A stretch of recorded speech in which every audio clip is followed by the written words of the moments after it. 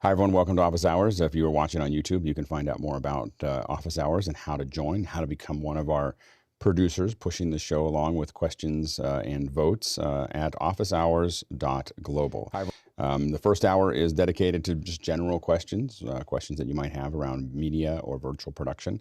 Second hour is usually something we want to spend a little bit more time on. Today, we're going to talk about working with talent. How do we make that all work? So that's what we have up for today. Let's jump into the questions. The first one this morning, Alex, comes from Fred Eric Eckert in Bad Herrenalb, Germany. And he says, Chris Fenwick mentioned the other day that he is using Zoom ISO instead of a Zoom room for pinning on multiple displays. If Chris wants to share, I wonder, what does the setup look like and how deep do you have to dive into Zoom ISO? Go ahead, Chris. Nope. Can't hear you, Chris. I will share, gladly share. I thought we were going to do this a little bit later, but so how deep do you have to dig? Everything takes a little bit of a learning curve. In order to get Zoom ISO to work, essentially what you're doing is you're launching a Zoom client that has a lot more capabilities. I would say it took me hours to figure it out, and I had a lot of help. But it's probably a topic that's better to get deeper into in after hours. It's not undoable. I tend to find it very difficult to learn new things, and I figured it out with a lot of help. So it's totally doable, and I'd gladly go over it, in after hours. What's the overall? What's an overview of what it takes to do it? Okay. Essentially, the overview would be that you have to have the outputs from the machine. And again, there's three ways to use Zoom ISO. You can use it with NDI. We all know how Alex feels about that. You can use it with Siphon, is it called? Typhon? Black Siphon or Siphon, yeah.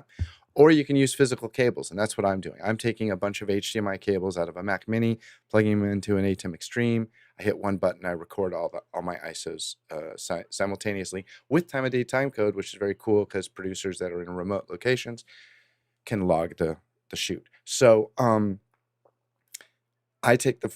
use the pluggable devices to get those output, and then excuse me. And then in terms of pinning people that's the one, in a small meeting, you just bought one. I'm testing it. I just got one just to test. You don't trust me? No, Two works. Okay, fine. Are you testing it? Because I don't see anything plugged into it. I'm not testing for ISO. I have it on the list of things I'm testing. So this is what we were talking about, this little pluggable here. No, I have had it plugged in and it has worked, and now it's not plugged in. But it is, there's other things around it that aren't working. So it works fine. The other things that I'm connecting to it don't. But yeah, so it does appear to work well. And then if you don't mind, I will show one graphic here. And again, I was trying to get this up a little before. Here we go. And this is the drawing of how it's laid out. So the Mac Mini has the two pluggables and the HDMI out of it. Those flow down into, this is a visible representation of the 5 displays I'm getting out of the Mac Mini. And using Zoom ISO, I can pin up to 4 people. I guess technically you can kind of use the 5th display, but not really, because that's where the user interface is. And that's how I record up to 4 people on the thing. Now, you got to make sure that you route the audio, and Andy says that he is very close to getting, apparently he demoed it, ISO audio on Zoom Test Kitchen, but I missed that day. Yeah, and I'm not certain it's truly ISO audio. I think it's mostly ISO audio. So it's still. What do you mean? Your Zoom client doesn't get everybody individually, so it's not. I don't think it's possible to completely isolate them in the current structure, but I could be wrong. I think that it might be close. And what you can do, if need be, and what I do, is I record the meeting using the local record function on a laptop. Right. You're doing records, that'll work just fine. And if you turn that feature on, you can get isolated stems for each person. Yeah, and that'll work just fine. It makes a big difference in an edit. Oh yeah, no, absolutely. There you go. All right, next question. Thanks, Chris. Next question comes from our own Rupert McRae here in the panel, and an often questioner. Rupert asks, how did conversations with Tony Mobley's show go yesterday? Well, I had fun. So I had a good time. How did you feel like it went, Tony? I thought it went great. I'm going to ask a question about audio before we end the first hour, because I've been having an issue with it over the last several weeks. And so I need to figure it out. Yeah, absolutely. Yeah. So, but I don't know. As the guest, I thought it was very interesting. We were talking about it in After Hours yesterday. That the way Tony starts the show is not something that I would do, and then I found that it was very calming. Like, it's a very interesting model that actually works, and it's not like when we were doing it. I was like, this is a really long open. I don't like. As you might know, I don't like long opens. So I was like, this is a really long open for this. We're introducing each person that's in the panel, and it was kind of a very methodical process going through it. But I found that it got me into some space that was just it was a very calm space, that was a kind of a, I don't know, I would tend to almost say a safe space that was just made it really nice to have a conversation. And so it had an effect that I didn't expect, and it was very earnest and very calming. And so I find it always fascinating when someone does something that immediately I go, that's not the right way to do that. I mean, like, literally while it was happening, I was like, I think I'm gonna tell Tony, we should tighten this up, like, this is going too slow. And by the end I was like, and I didn't even notice it until somewhere in the middle of the show. I was like, wow, I'm just really in a very calm space. And I was like, and I realized, it's the start cycle was useful, and so I learned something from Tony as far as a way of doing shows that I didn't expect to learn. So anyway, I thought it was good, and I think that it's great listening to the whole cadence and everything else before the show, and the fact that we're just doing it in vMix and the cloud. It's cool. So anyway, I thought that was my impression. I don't know if anyone else has. I don't know if anyone else saw it that's on the panel right now. Yeah, you liked it, John? John, you thought it was a good show? I was very impressed. It was very well done. And I think it's now running in 4K, which is insane. So it's a very, very high resolution version. So very, very cool. Anyway, I think you're onto something, Tony. That's all I got to say. You're onto something. So thank you, Alex. And thank you, officers. Yeah, absolutely. All right, next question. We're moving on. Next one comes from Johnny Estias in Manila, Philippines. And he asks, I'm learning Isadora and find it fascinating. I recall a recent comment about how Isadora would be a good application to learn in the context of Office Hours 2.0. So what kind of Isadora skills could allow one to contribute to Office Hours in the future? I have a feeling we're going to use Isadora a lot. I think that one of the things you want to look at is, I think Andy Carluccio has been talking a little bit about the use of how it interacts with the Blackmagic hardware. So a lot of the, figuring that out and how it communicates that information back and forth is something that Andy spent a lot of time figuring out. And so I think that that's going to be a really interesting kind of new world to go down, of being able to really tell the Blackmagic hardware what to do. And figure those things out, because what we're really working on is a bit of a responsive system that is designed to, basically make it simpler for someone on the front end to just interact with what they need to interact with and not have to work directly with the hardware. So I think that it's a really, it's interesting, and so I think the first step is just getting used to how it works, and how it interacts with other things, and how it in that process. So, and we're going to do some more stuff with Isadora as in the next couple of weeks. So we're gonna have some Saturday sessions coming up so that we can all kind of get our head around it, because I think it's the more we play with it, the more impressive it is. So it's very cool. Next question. The next one is actually part of a kind of a two-parter, because Rupert and David Paskin both had questions about the same topic. And Rupert's question, which got the highest votes, is, has anyone else received their Zoomtopia swag in the mail? And shall we do a live unboxing? Go ahead, David. Yeah, so I got mine, my little Zoomtopia envelope here, and inside you get some cool little stickers and a card that I'm not sure what I guess tells you how to join, and what looks like a ticket maybe, a nice little coaster, which I was really thrilled about because I need one. And then this thing, this is my question. I have no idea what this is. It looks like a coaster. It's got this snap thing, so now it looks like a taco. For the life of me, I can't figure out what this is. Probably cables. Oh no. Have you Googled snapping taco? It's probably to wrap your cables. Do not it's probably Google to wrap, snapping taco. It's probably to wrap your cables in.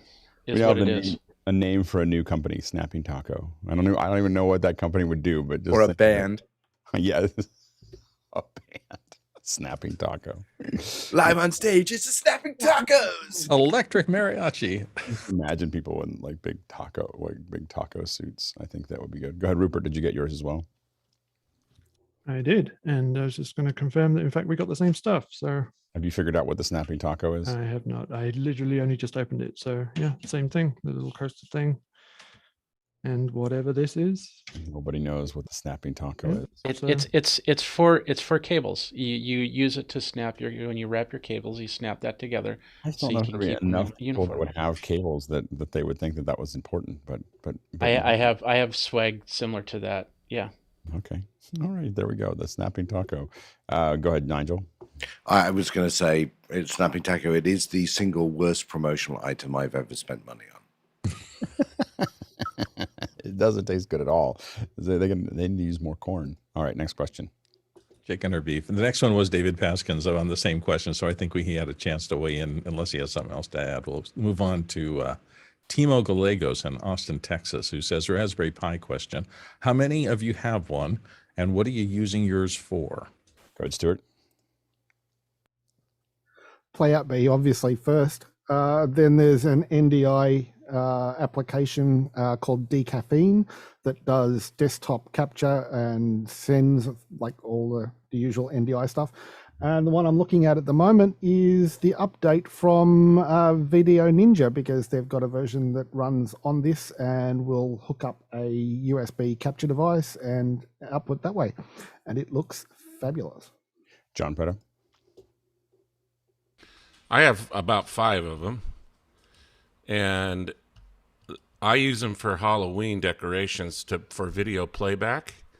Here's my house at Halloween. These are all running off of Raspberry Pis with command line video player, and then they loop. And then I have different scenes set up at my house. I have zombies in the garage, singing pumpkins. I have a ghost in the window, and then the spiders on the driveway. And they're perfect for that. That way I can leave them outside. If somebody grabbed it, they're not stealing a laptop or something. They're like, see the ghost in the window? All these are powered by Raspberry Pis. That's great. I feel... You have way too much time on your hand, Preto.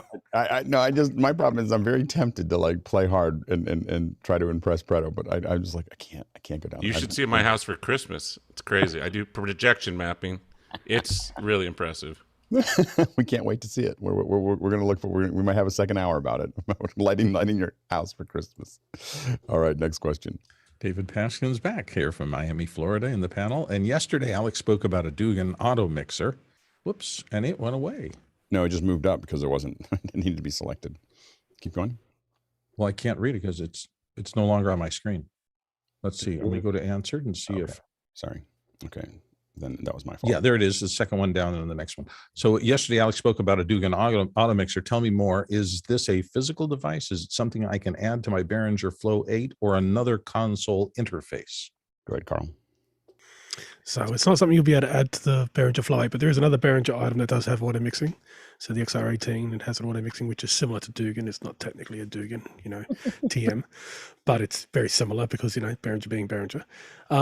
There are other styles of ones you can go up to the X32, which has auto mixing, and the Wing as well. So if you want to keep on going up, but unfortunately the Flow 8 doesn't have auto mixing. It has auto gain, but no auto mixing. Yeah, and so the we started when Dugan started. It was always an outboard. You just had inserts that went out of it. Inserts out of your mixer, and then they'd come back in. And it would do all the audio mixing for it. And then it became a thing. I don't know, maybe 10 years ago, where we started seeing them incorporated into the mixers themselves. And so the Behringer one is a little funny because they called it Dugan. They called it Dugan Automixing when they hadn't licensed it from Dan Dugan, and that turned ugly. And so anyway, so they have Dugan like auto mixing.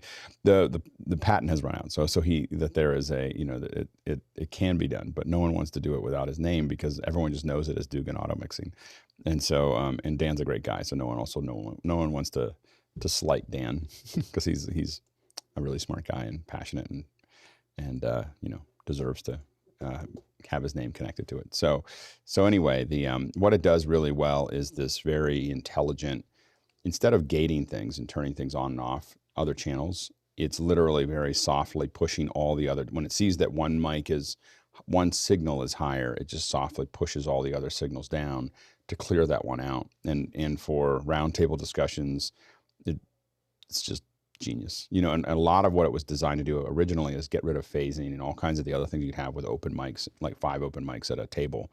But it works really, really well. We use it for this kind of thing, like back and forth that people are talking, because it kind of just pushes back things if people leave their mics open. But also, we don't have to do it here because we turn our mics off.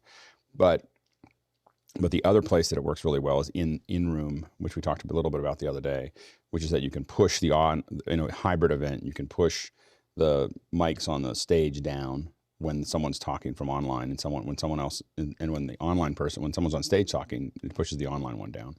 And it takes a little bit of it's an art, but it's really powerful when you get it working. Next question.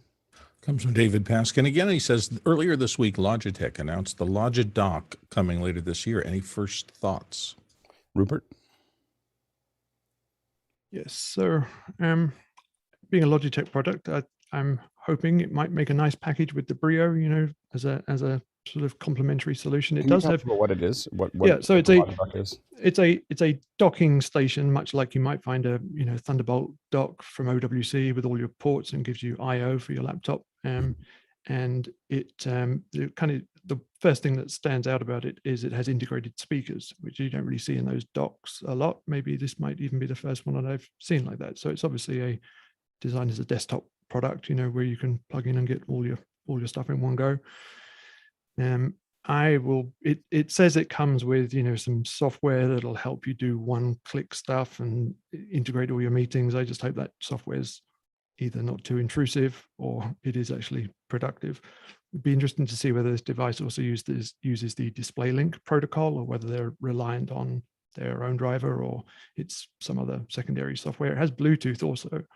I'm just trying to work through in my mind how that might work, whether that's for connecting to the speaker, or whether that's going to allow you to connect a microphone, or how that's going to work, and whether that will be seamless. It also has a backlight, or I guess you'd call it an underlight, kind of a glow that it projects under itself.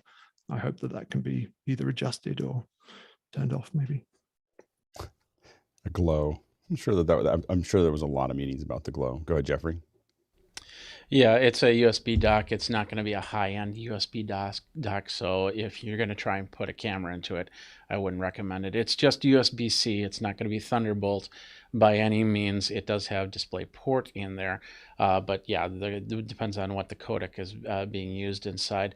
It's great for any type of laptop that needs to upgrade their Bluetooth, because then they can have that unit control all the Bluetooth and stay connected to any type of headphones or anything like that.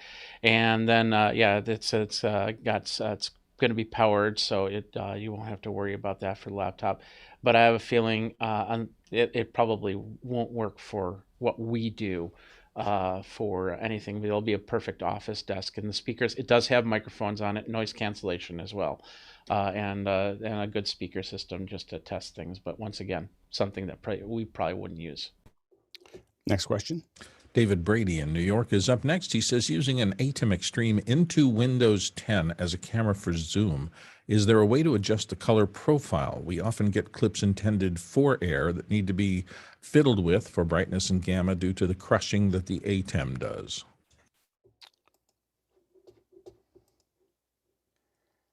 I don't know, and I'm not certain that the ATEM is doing it. So one of the things that I think it's the USB interface there, because I push stuff into QuickTime and I don't have that problem. So when I push from my ATEM into QuickTime, I don't see the crushed blacks. When I push it into Zoom, I see the crushed blacks. And so I'm not certain that it is the ATEM that's doing it. Go ahead, Rupert. I have heard people getting different experiences with taking the USB output from the ATEM as a webcam source versus taking the HDMI output through something like a cam link. And number one, getting a different signal there, and also then being able to tune it more at a Windows driver level if you wanted to go that route. Yeah, but I think it might have to do with how it's interfacing with how it shows up to the computer with how it shows up to the computer, whether it's showing up as a webcam or a video input, because I think it has to do with how the computer is doing that. Anyway, go ahead, Jeffrey. Yeah, I totally agree with that because, well, I don't have the Extreme, just full disclosure, but I use the ISO in the USB and in the HDMI, and then there is a little bit of, I noticed a little bit of contrast. Any type of device that goes from, that has an HDMI and a USB option, it's a little bit, you get a little bit more contrast feel of the USB rather than the HDMI. I would highly recommend just using the HDMI and not messing with the USB. Now, the other thing you can do is you can adjust for the blacks on the way in. So, I mean, you always remember that you can go in, like I've lifted my blacks a little bit already. If I wanted to, I could lift them more, so this is just me adjusting the camera. Of course, you can't do that if you're doing Zoom, but if you have a Blackmagic camera, you can shade it so that you're not crushing those blacks. But I'm not sure if you're trying to bring Zoom pieces in, then it wouldn't work nearly as well. But if you're trying to bring a camera in that you can control, you have a little bit of control there. Carl, you were nodding knowingly. So you can put a LUT box. So Blackmagic make LUT boxes now for like $40. That is one way you put it between your camera and the ATEM. But yeah, that's one way. So the micro converters, not the bidirectional, but the other two micro converters are LUT boxes as well.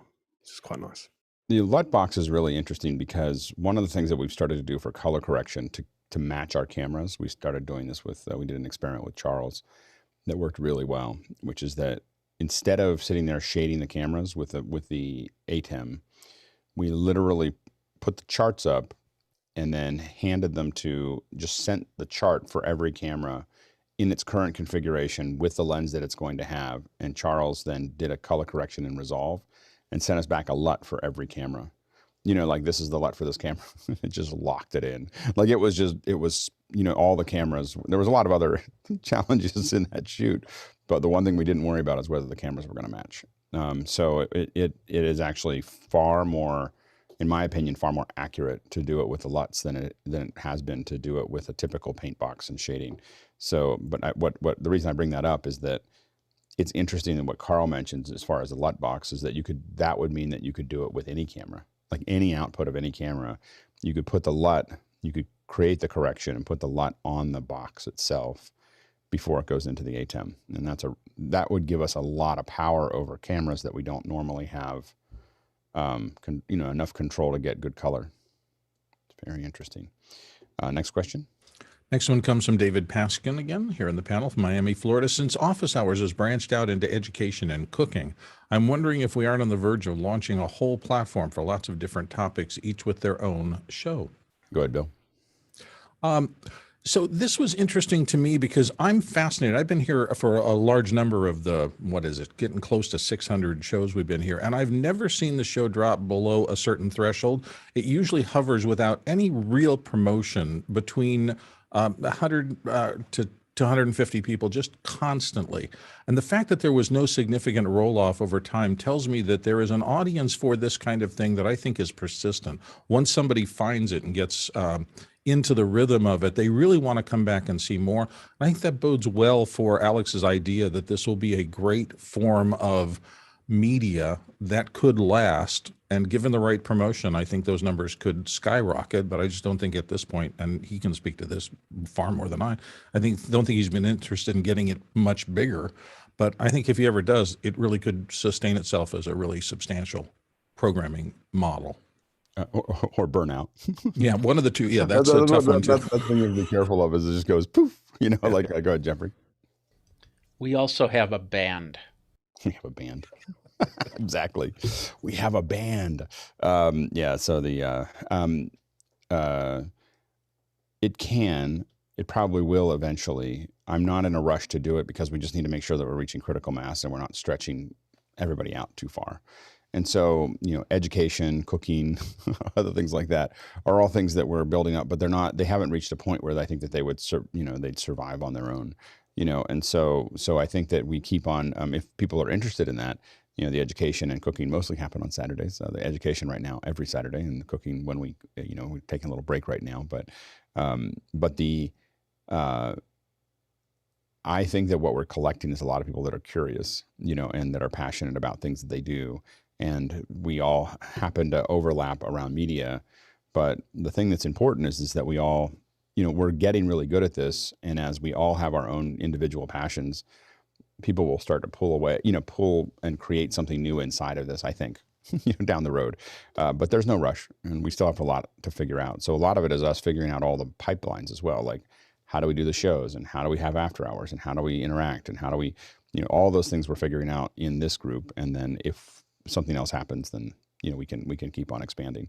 But I could imagine, sitting around talking about for an hour a day, talking about gardening, not like big gardens like farming. So, and gardens, I'm sure little gardens too, but I'm seriously researching right now how much wheat can I grow in my lower yard. Because I went from, I might have mentioned this on Twitter, but I went from I'm going to make my own bread to I'm going to grind my own wheat to I'm going to grow my own wheat pretty quickly. I drew a pretty straight line to that to where, it's not that hard. People have been doing this for a long time, 10,000 years. Next question.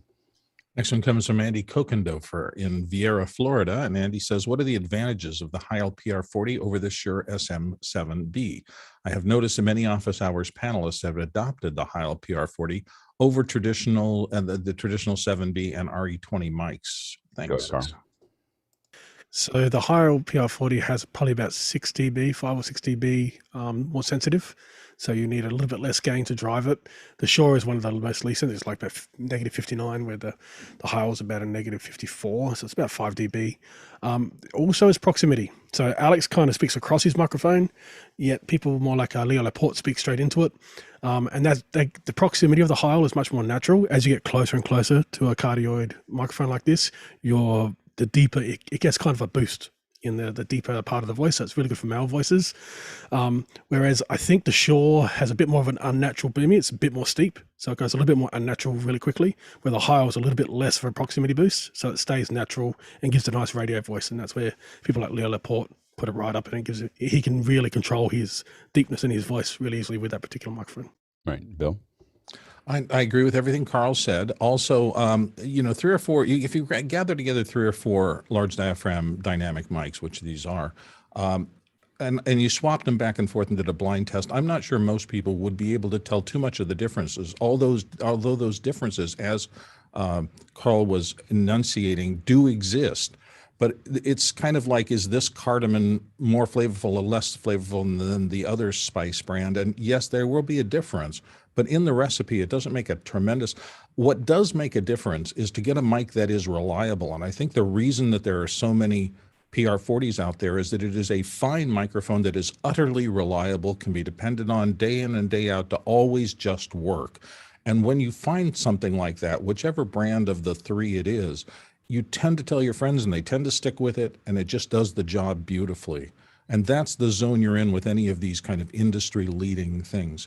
If you got a 7B, do not throw it away and go buy a PR40 unless you can figure out, I think, an articulatable reason that there's a difference for you with your voice and your performance characteristics. Jeffrey? I agree on everything. The bigger thing for me is that feels like an overslung microphone, and putting it on a stand like this and understalling stand like this can be done, but it doesn't look as good as if you had it over and hanging down like that. Whereas the Heil, I can put this on this undersling stand and it'll look pretty decent, and I don't need to have the shock mount, so it's a little bit smaller in profile. I feel that it's quieter than the SM-7B. I mean, I think that there's the self noise is lower, and I think that from a perspective of cost, low noise, off-axis rejection, and then form factor, I just think it's at the price, it's the best mic that I've used, and I have lots of mics. And I use them for different things. So the one that I use in my office is the Heil. The one that I use on the road is Countryman. The one I use for voiceovers is a Neumann.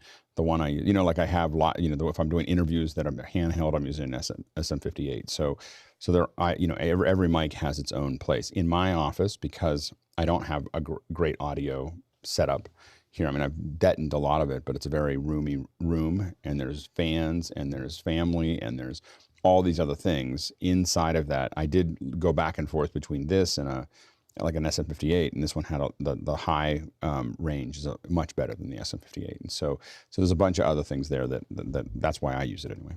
Next question. Next one moves in from Johnny STS in Manila, Philippines, and he says, not sure if I missed it, but has Alex given an update on the Blackbird 8x8 HDMI matrix? This keeps coming around. I can't get video out of it, so no. Here's the update. They're all plugged in. It's on. There's lights. There's inputs going in, and there's screens, and all the screens are black. So I have not, I'm today and tomorrow. Please ask again on Saturday, because today and tomorrow I'm either going to get video out of it, or I'm going to take it off my desk. So it's but right now it's all plugged in, and I've been pushing the inputs, but of course I haven't really sat down and dug into it. But there's something going on that I don't understand yet. So of course it's because it's not in a production. It sits in the, I have a half an hour or 15 minutes here and there to play with it, but I'm going to spend some solid time today and tomorrow because I need to get it either working or off my desk.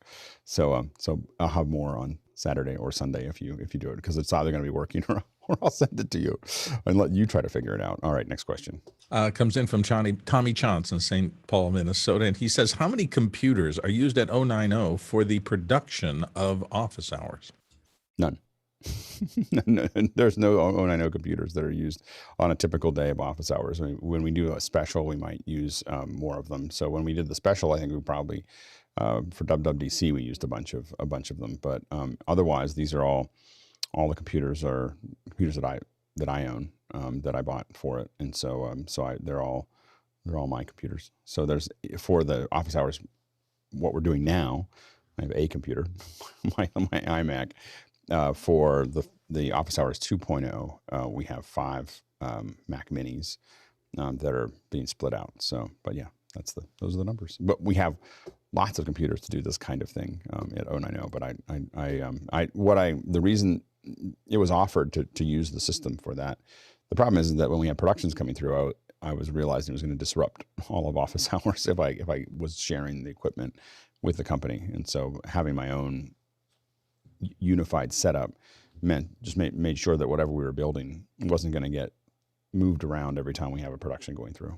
Next question. Brian Becker of Charlottesville, Virginia is up next. He says, can the ATEM Mini ISO connect more than 2 hard drives simultaneously? Is it possible to record ISO feeds to separate drives, or do they always write to one drive when capturing 8 separate HDMI sources? Go ahead, Jeffrey. So I have right here, this is the OWC Mercury Elite Pro Dual. It is a Thunderbolt 3 drive, although the ATEM Mini is just USB-C. It has 2 drives in there, and they're both recognized. I can then take my SanDisk and put it in, because it's got a multi-port in the back. I can plug that in, and it can see that as well. To answer the second question, no, it doesn't. You cannot say ISO 1 goes to this drive, ISO 2 goes to this drive. It just it's not set up for that. Next question. David Paskin's back here in the panel from Miami, Florida. In my monitor out on my Flow 8, I'm only getting audio out of the left in-ear monitor. What setting have I messed up? Go ahead, Carl. It's not a setting, it's just a mono connector. So if you're putting in like a headphone that's stereo, you need like an adapter. So I actually have this adapter. So it's a 1/4 inch to 1/4 inch. It's a mono to stereo. And what it does, it takes a tip and spreads it out against the tip in the ring. So this turns a mono into a dual mono essentially. So it makes essentially it sends a mono into both ears of the stereo.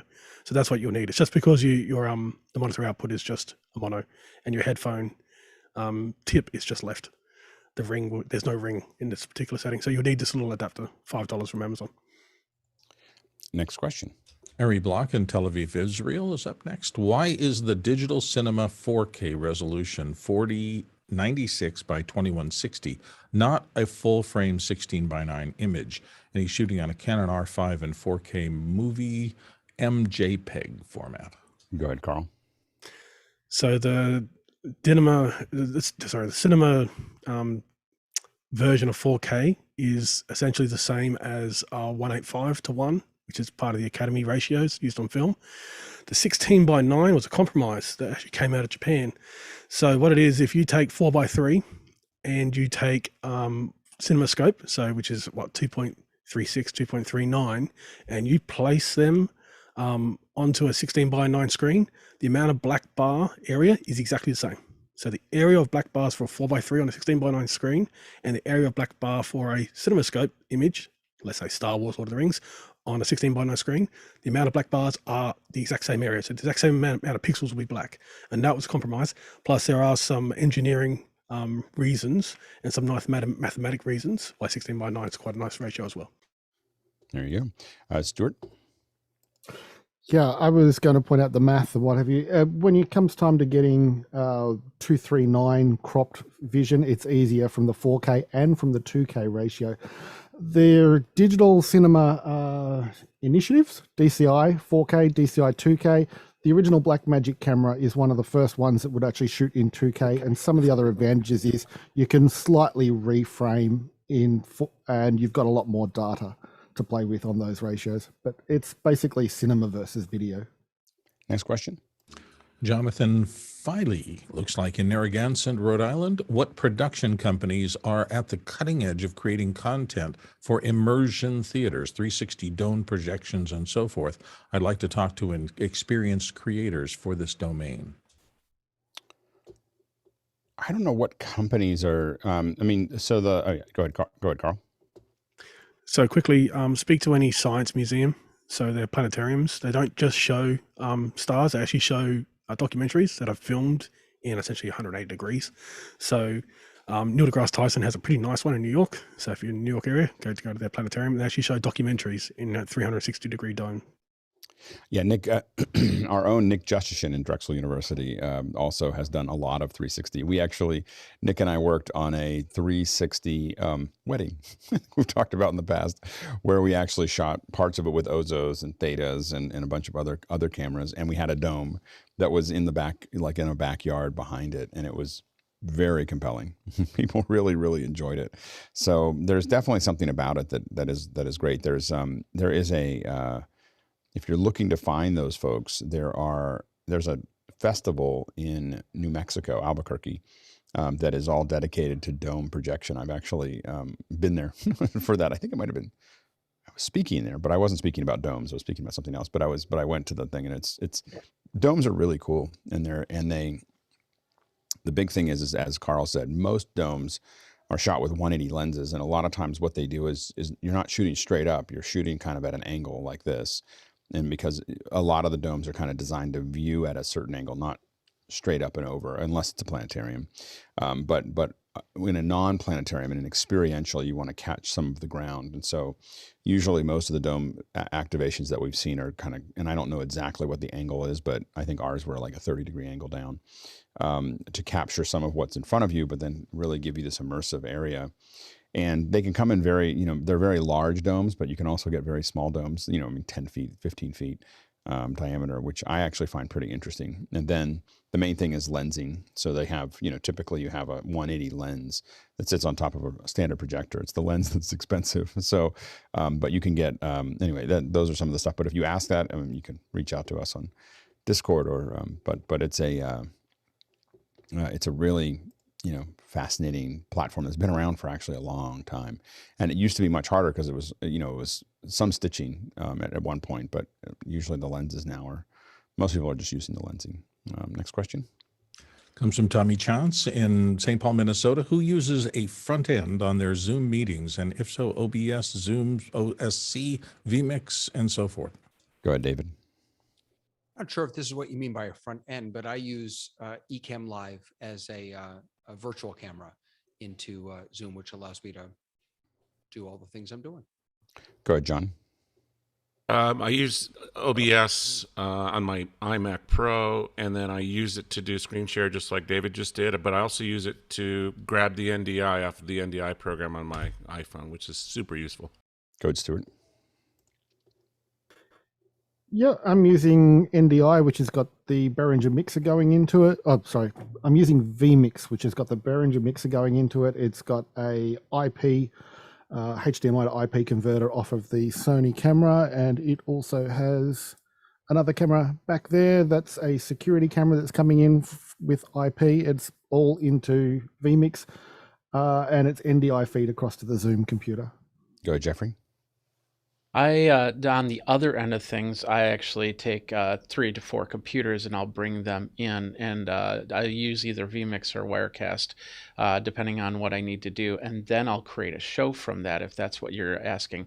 But yeah, on the like right now with this video, I'm just using Wirecast to bring this video in through NDI and Wirecast. And we use hardware, so we, as far as a front end, I'm assuming that it might be capturing it and turning it into a show. And for us, we're using a machine for every person, as well as we run it through standard. They just become cameras inside of a standard Blackmagic pipeline. So there's a couple different ways of managing that. Next question. Comes from our friend Hasmek Gajar in Cape Town, South Africa. And Hasmek asks, contemplating a 17-inch Peopleprompter, guy's suggestion, for the cooking show. Currently have 2 monitors, 27-inch with a grid view above, with a 7-inch with a speaker view, and a 6K lens just below the 7-inch. Still hard for Damyanti to look at the camera. Maybe a teleprompter will help. I think a 17 will be too small. I mean, I think that you'll want to do the 24, or really in that environment, I would strongly think about, because she's so far away from the camera, for her to see clearly what everybody's doing, I would start at least 24. And we've built ones in this kind of environment with a 55-inch monitor or a 50-inch monitor, and just getting a mirrored glass and then building a rig that you can put it in so it's nice and big. But I think it'll make a big difference for her, given the distance she is from that teleprompter and what she's trying to see. She's not just trying to read text; she's trying to see people. So I think that starting at 24 is where I'd go. If it was me, I'd probably build one at, again, close to 50 inches. Next question. Rupert McRae in Dallas, Texas is up next, and he says, has anyone experienced Zoom screen shares drop connection after about 5 to 7 minutes? Go ahead, Stuart.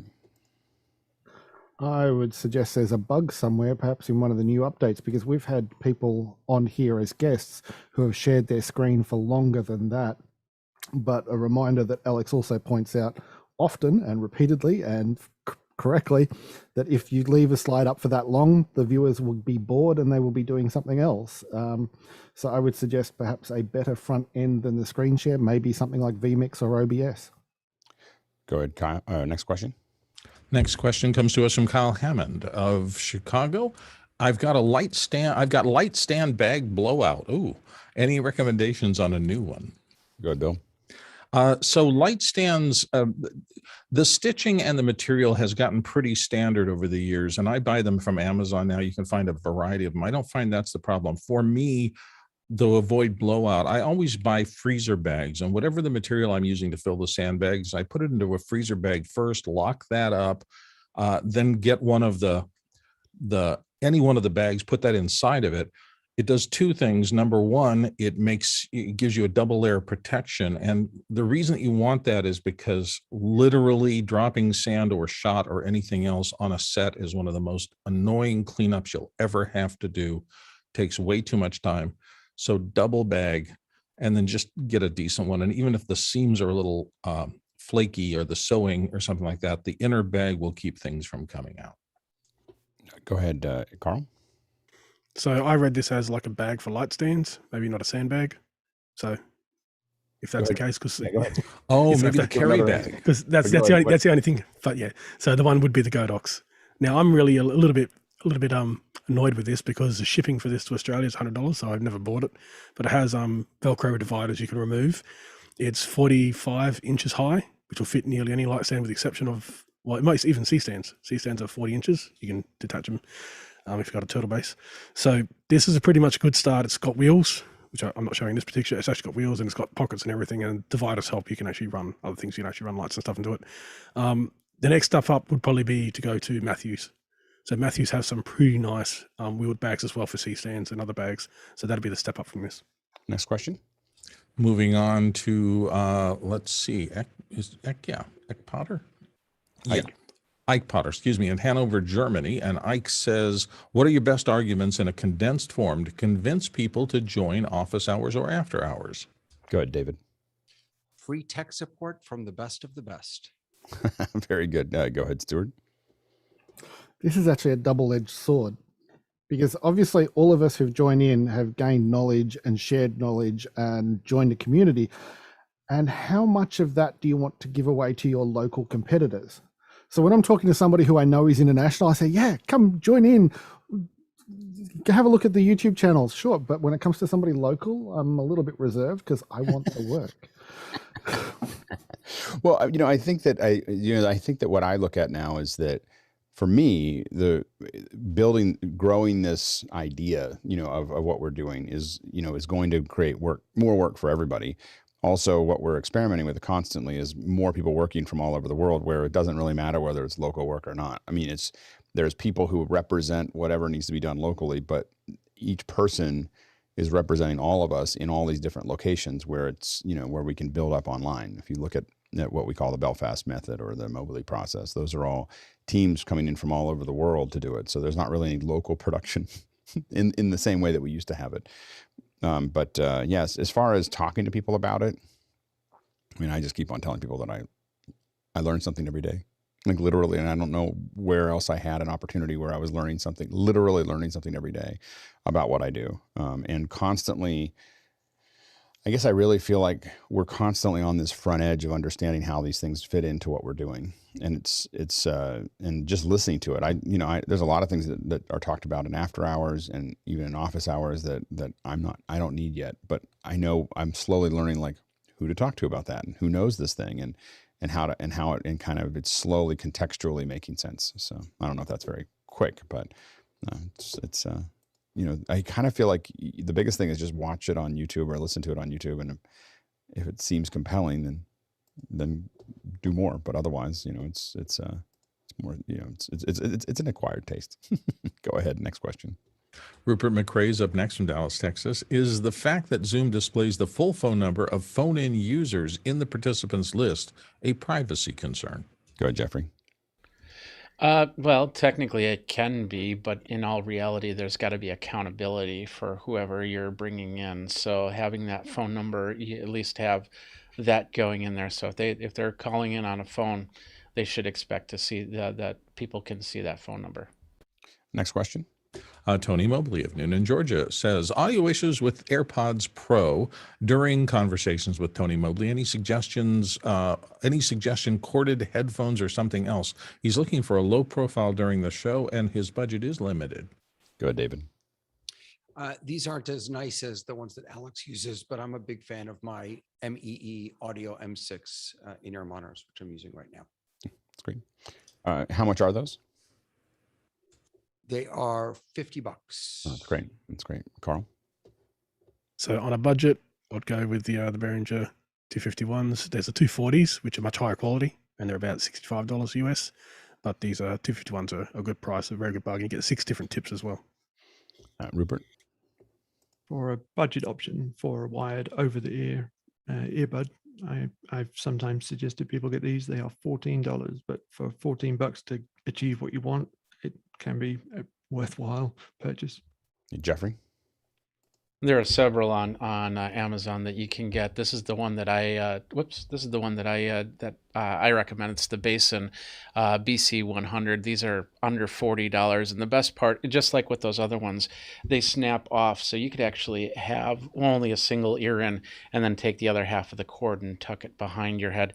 They also can come with cord replacements, easy to get, and cord replacements that can turn it into a Bluetooth headset, so you can plug it into your computer one way, plug it into your phone a different way. Next question. Robert Soji in Los Angeles, I guess that's a question for me. What mic and mic placement am I using this morning? Very natural sounding setup. Thank you. Thanks to Sennheiser. I just moved. Most people know I've been on a Neumann TLM 103, which is my main voiceover microphone out in the studio, out in my voice booth. But it's always been a little sensitive in here. And to be honest with you, I did a shoot not too long ago where we used a 416 on a female CEO, and I just thought it sounded really good. And I've had them in the past. I've sold them off because it's not my main form. But I decided to buy another one, and they're pretty expensive. They're around close to $1,000, but I've always liked the sound of it, so I decided to try it. It's been working. I started out with it directly in front of me, pointed up at about 45 degrees. I've now moved it out. I'm going to try it for a couple of days to the right of my presentation, again, about 4 inches from my mouth, pointed directly at my mouth. So you've changed mics? I have. Yeah. It's really noisy. Like it's a really noisy mic. Like when you talk, there's a lot of noise. I was trying to figure out what changed in the environment. So it's natural sounding, but it's a noisy. When you talk, it has a lot of noise in it. Interesting. I wonder why. Well, I'm still getting used to it, and every mic I find that I perform a little bit differently as I get used to what I'm hearing back from the mic. So we'll see if this continues or not. Now it's gone. Did you change anything while you were talking? No, literally, we just kept talking. So that might be something electronic on the feed. This is the mic not doing anything. Yeah, interesting. All right. Next question. Okay, fair enough.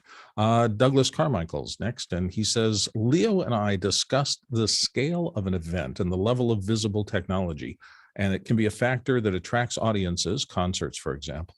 With workflows like the Belfast Method, should we think more about the quality versus quantity and flash? Yeah, I mean, I think that what people want to do is they want to connect.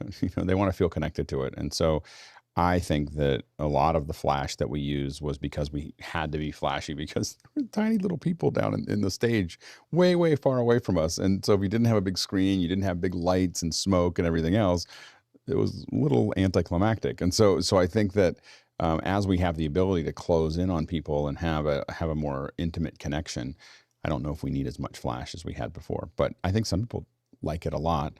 As far as that goes. Go ahead, David. Yeah, I'm sorry I jumped in late. Okay.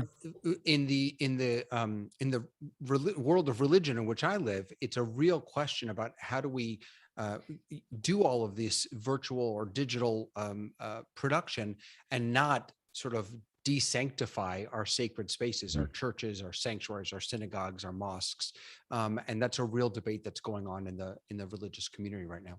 Yeah, go ahead, Jeffrey. I'm thinking of it as like a roller coaster ride. Yeah, you want to get on there, but most likely you're the only person that gets excited about the ride, and then maybe get a picture at the end of it of you with your scared face, but that's pretty much it. And then people can look at it and then say, okay, let's take them to the next step, and then go for the quality one and say, hey, you're invited to this one where we're going to have a lot more cool equipment that you can play with. I just don't think whether it's a concert or a pastor or a rabbi or someone speaking about corporate, like as a viewer, I don't think I get a lot out of the stage. All I get is poor audio. And so so how I view it is that I don't get the same camera angles that I could get. I don't get the same, when we get rid of the audience, when we get rid of all the other stuff, I get a real connection with someone, and I hear them clearly, and I see them clearly, and I get nice close-ups, and I get all this other stuff that we give up when we add a stage and people. And I think people are still connected to that old way of doing it. But I think that there is YouTubers are have gotten good at doing it on their own. And I think that we're going to see, the next generation is going to interact with an audience that's online only. I think that is where you're going to see a huge shift forward. When you look at someone like, when you look at a YouTube thing like Smarter Every Day, it's a good example. It's one of my favorite YouTube channels. And when you see Destin, he has millions of people watching what he's doing, and it's intimate, it's connected, and he's found some way to connect to you. It's not just that he's talking about technology, and it's not just that he's really smart and he shows you cool things. It's the way he does it, the passion that he has, and the interest that he has. And I think that projects in a way that wouldn't in an audience, and I think that there's so I think that the as we move get past the whole people have to be in one place at one time. And I don't think it'll go away. There's still theater, there's still radio, even though new things came up. But I think that the big game is going to be only digital, and in the not too distant future. Next question. Douglas Carmichael's up next, and he asks, what works best for keeping an LCD screen clean without smudging or streaking? Even a microfiber cloth and water, he hasn't been able to keep the streaks away. Go ahead, Stuart. Before I gross everybody out, Destin, second hour guest, please. Yeah. But okay, most of what hits your screen comes from you, whether it's spittle or snot or food or ejector. That's what hits the screen. Most of it is water soluble. Distilled water will clean it rather well. If you need to, slightly soapy water, and then clean it off with distilled water again. So you're doing it in 2 steps. Basically, make sure you don't use anything harsh. A scouring pad on a monitor, no. A soft cloth, yes. Steel wool. I say you go for steel wool. It'll take everything off the monitor. Go ahead, David. Is there premature press? Nothing to add. Sorry.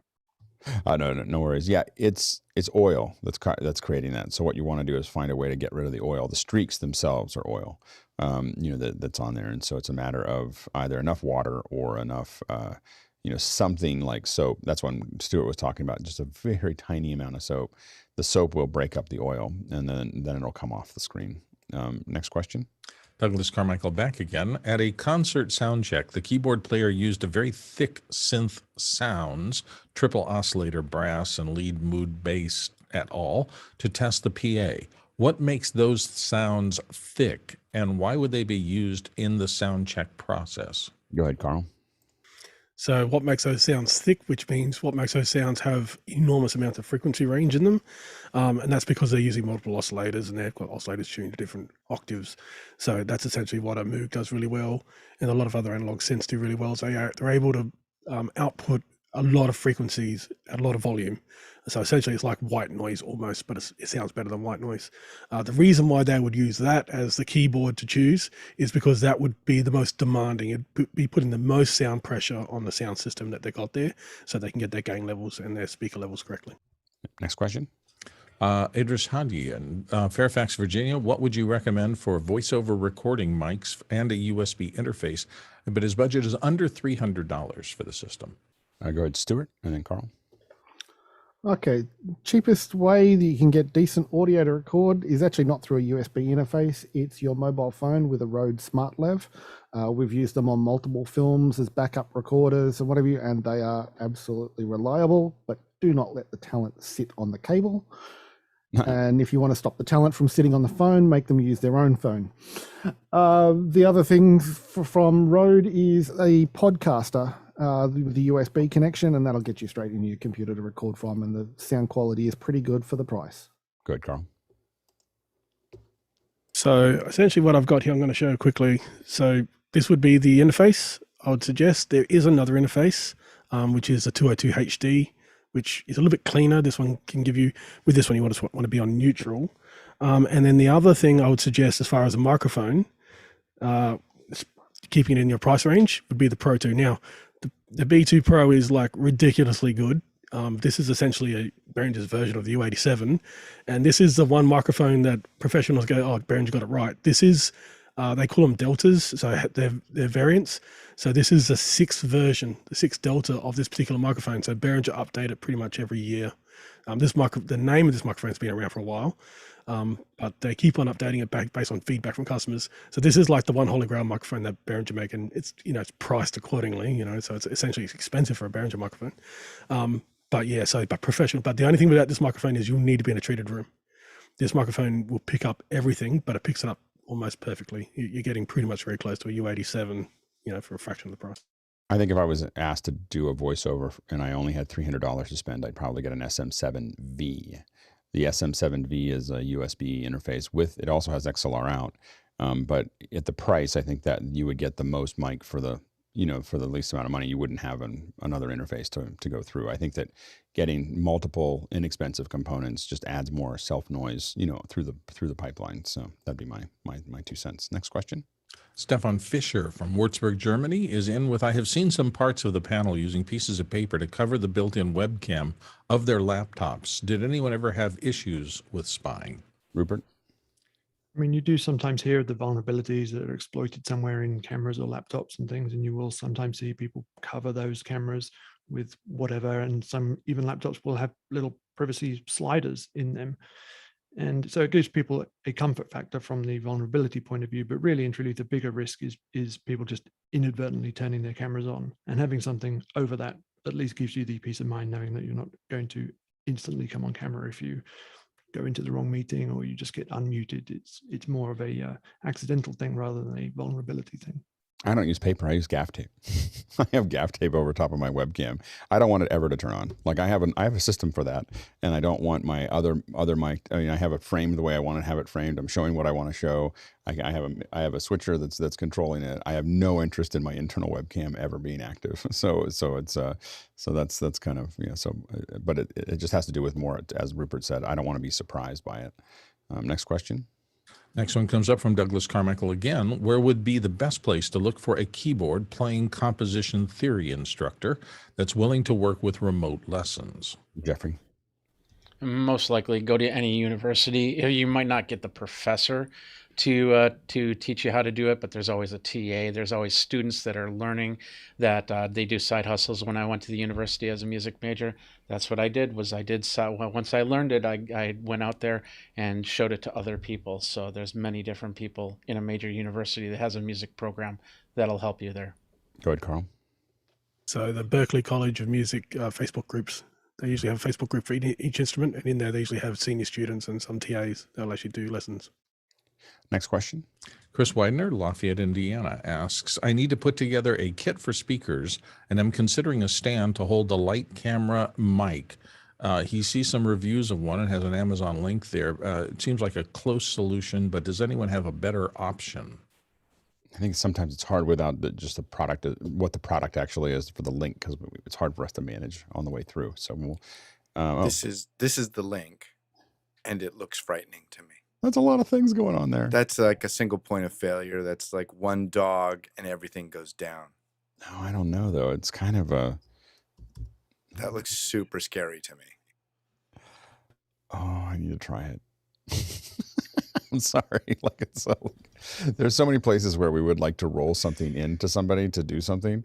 I am very curious about that. It needs a cup holder for your coffee, and it'd be complete. I did a similar thing, but I can't find a picture of it. I have that set up essentially from QuickLock. There's a higher end version. There's a higher end version that we see at things like NAB and stuff like that. I can't remember the name of the company, but I would highly recommend going with them because they have a better weighted bottom system.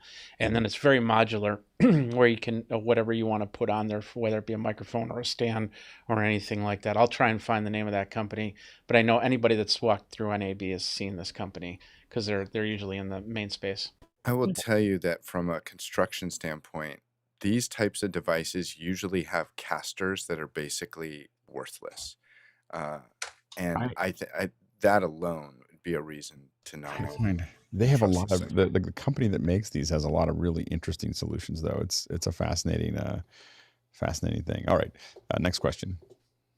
That's mine. So I finally found it. So I had that rig for doing voiceovers. So the computer thing, and this was maybe 10 years ago, and it was fine. We're running out of time. Next question. Right, moving on. Comes to us from Chris Widener in Lafayette, Indiana. And that's Chris, the one he had. Next question. It's not the one that had those in the USA health insurance? Yeah, that is the one. It wasn't there before. Go ahead. Okay. Chris Widener in Lafayette, Indiana. What do those in the USA do for health insurance if you are working freelance? Go ahead, Chris. I can't hear you, Chris. I don't think my hand was supposed to be up, but I will tell you, you buy health insurance. It's expensive. Yeah, it's expensive to buy it without a company to cover it, but people, you purchase it. And we have little time. You have a free time to do it, so you have to do it. I think at the beginning of the year, January or something like that. It's also part of the reason why you pay freelancers an enormous amount of money because they have a lot of expenses. Right. You have to take that into consideration when you're deciding your own rates. You have to figure out how much it costs for you to live and to live the life that you want to live. Right. Like No, being absolutely. insured. Yep. Next question. Gabriel Ung in Malaysia is up next with some online sites have listed the Behringer XR series as discontinued. Are we going to see a replacement anytime soon? Go ahead, Carl. So the XR series is not being discontinued. Behringer is not allowed to be sold through those sites anymore because I was saying nasty things about them, essentially. So in the United States, there are only 2 suppliers now officially of Behringer. So that'll be Sweetwater and Amazon. In the UK, it's going to be Andertons. In Canada, it's going to be Cosmo. And in Europe, in large, it's going to be Tolman. In Australia or Oceania and Asia, Behringer supplies here are much nicer to Behringer. So they've actually still got the old contracts still in place. So not a big problem. But in North America and in Europe and the UK, they are the only ones allowed to sell them because they are saying nice things about Behringer. Behringer takes that very seriously. If you say bad things about them, you're not allowed to sell their stuff and you're losing an enormous part of the market. Well, and the problem, the reason people say bad things about Behringer, I think, is because they don't make as much money selling Behringer stuff. So you'd rather upsell something. It's the same as Apple. So Apple has a fixed margin as well.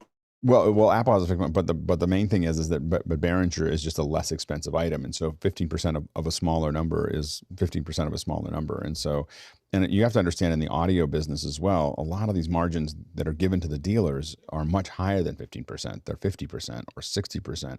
There are these huge margins that have been part of the industry for a long time, and that has made it so they don't get those out of Behringer because Behringer is trying to keep everything as low cost as possible. And you see the same thing with Blackmagic. Integrators don't like to recommend Blackmagic because their margins are much smaller on Blackmagic, not because it's not a good product, but because they don't make as much money selling that to the client. And so that's where that oftentimes comes from, and it's a challenge. I do think that someday we could see this odd connection between like the merger. The one that everyone should be careful of in the industry is if Behringer and Blackmagic merged. The double B, would pretty much wipe everything else out. Like it would be like that would be there might even have to be congressional hearings about that one because it would take up so much of the industry. Well, one's based in Singapore, one's based in Malaysia, so maybe. I don't think the U.S. Congress has much control over that. Yeah, exactly. Next question. I'm being absurd. Of course we would not. They wouldn't even know what it was. They're like Blackmagic, Behringer, what? Next question. Ike Potter is back from Hanover, Germany, and this time he asks the question, are the colors of the names appearing in the Mukana chat randomly chosen, or is there a hidden meaning? And when chosen, are they there to stay forever? I think that they are random. That's Chris. I think that they're given slightly different colors for readability, but we had talked about it. I don't think there's no rhyme or reason to them. But I should have told you that there's a secret reason. We won't tell you what it is. It would have been more interesting. You used to be able to change them, and you can't do that anymore. I've reached blue class. Yeah, exactly. Exactly. What does olive drab mean? All right. Anyway, so that's okay. We're shifting subjects. One of the requests that we had for the second hours was to talk a little bit about working with talent, and it's a important subject. Remember that, a lot of times I think about when I try to describe to people like how we think about talent is you just have to remember that talent is like the way I think of it is talent is like a delicate flower, and it will look something like that flower when they end up on air. And it's your job to have them look as much like that flower as possible, not like a wilty thing that's missing a bunch of petals and everything else because it got whacked all the way through.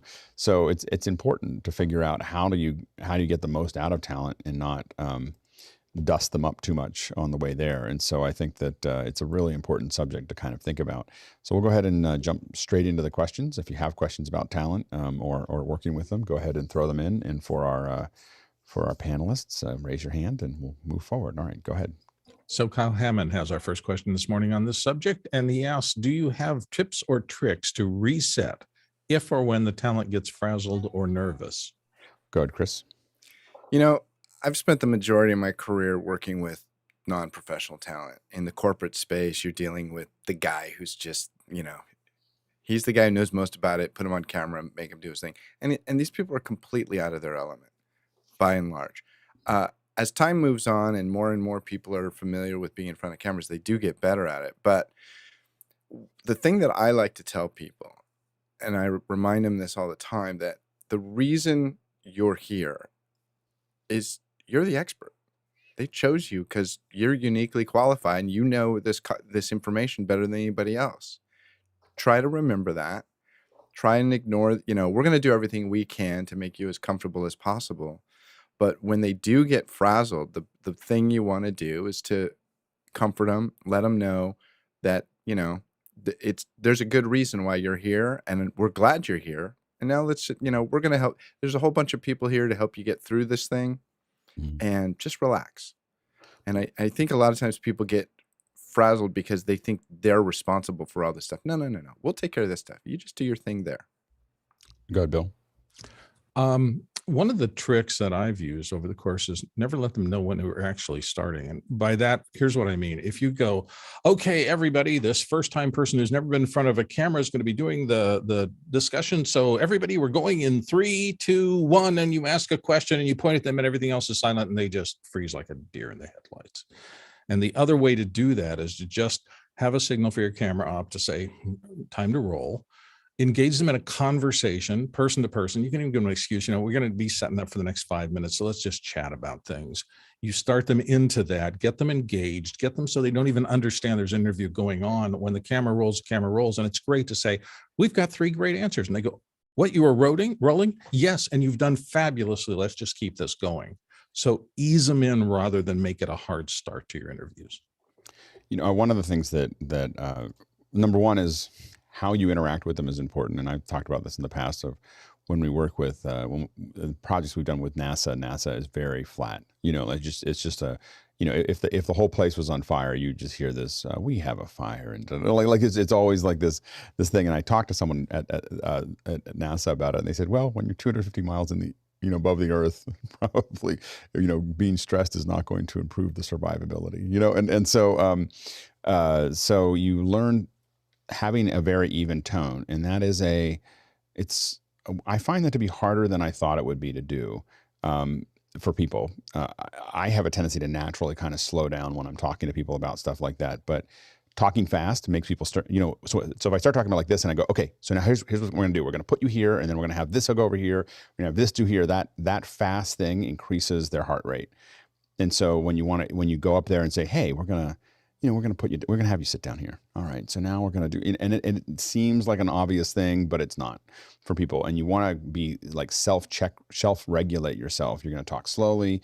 You're going to be very methodical. The other thing you want to do is have them feel like everything's in control around them. So when things are straight, when things are messy, it doesn't feel like control. So when we're running mic cables and all the other stuff, those are all very straight lines, and everything's very organized, and everything is kind of laid out and things are laid out nicely for them, because that order creates something where they feel like things are in control around them. So I think that's one of the important things. And then giving people a lot of time, one thing for a live event, we talk about live events a lot, is to give people time to be ready. Like yesterday, Tony's show was great because there was nothing to do in the last 5 minutes.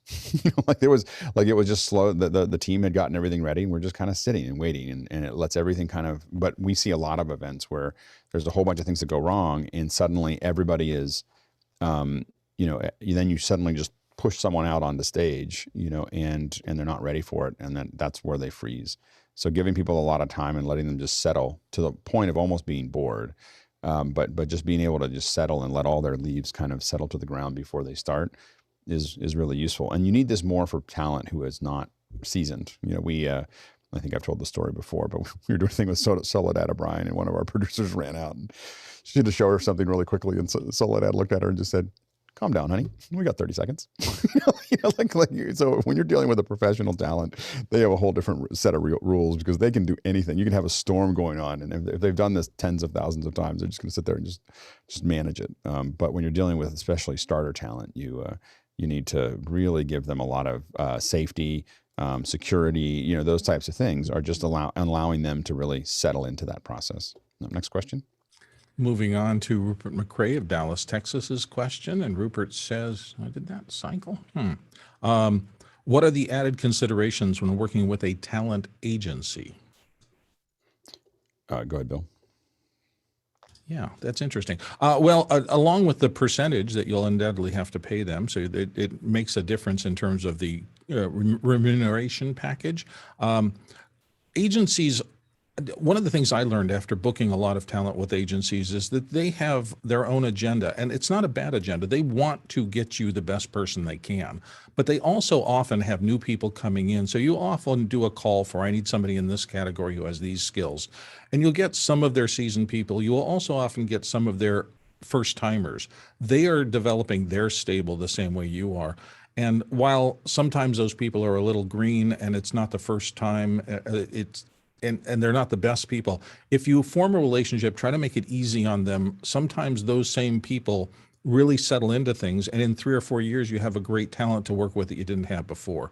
So my opinion is help the new talent coming in. Try to cast a broad net. Help them get into this industry and understand what it takes, because that's growing the farm team that you'll be dealing with later in your career.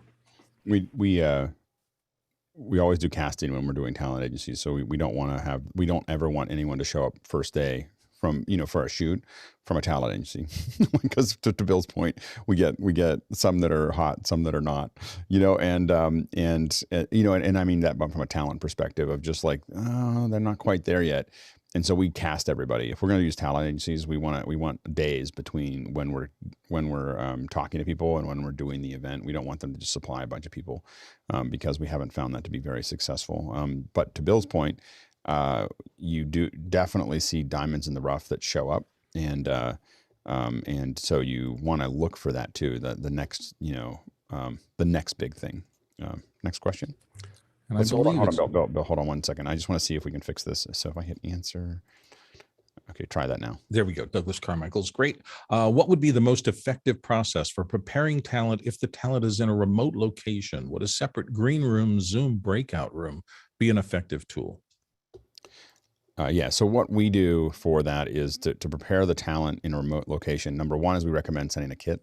So we want to send them a kit so we don't have to deal with their computer or their cameras or anything else.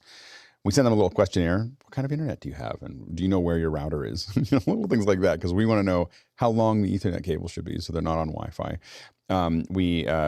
So it depends on how we set that up. But usually 2 weeks before, we want to know what's going on there. A week before, we want to do a quick call with them, 20 minutes, half an hour, hopefully.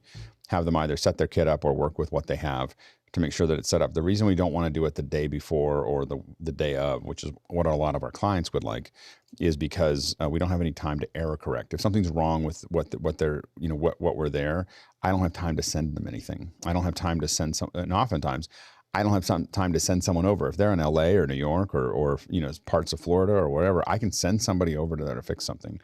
And it may seem like a lot of money. If you're doing a $5,000 project, sending someone over for $250 doesn't make sense. If you're doing a $60,000 project, fixing some little problem that's going to greatly impact your business or greatly impact the overall thing is worth thinking about, at least bringing it up to the client. Like, hey, we could send another Ethernet cable and they'd be better, or a little light or whatever.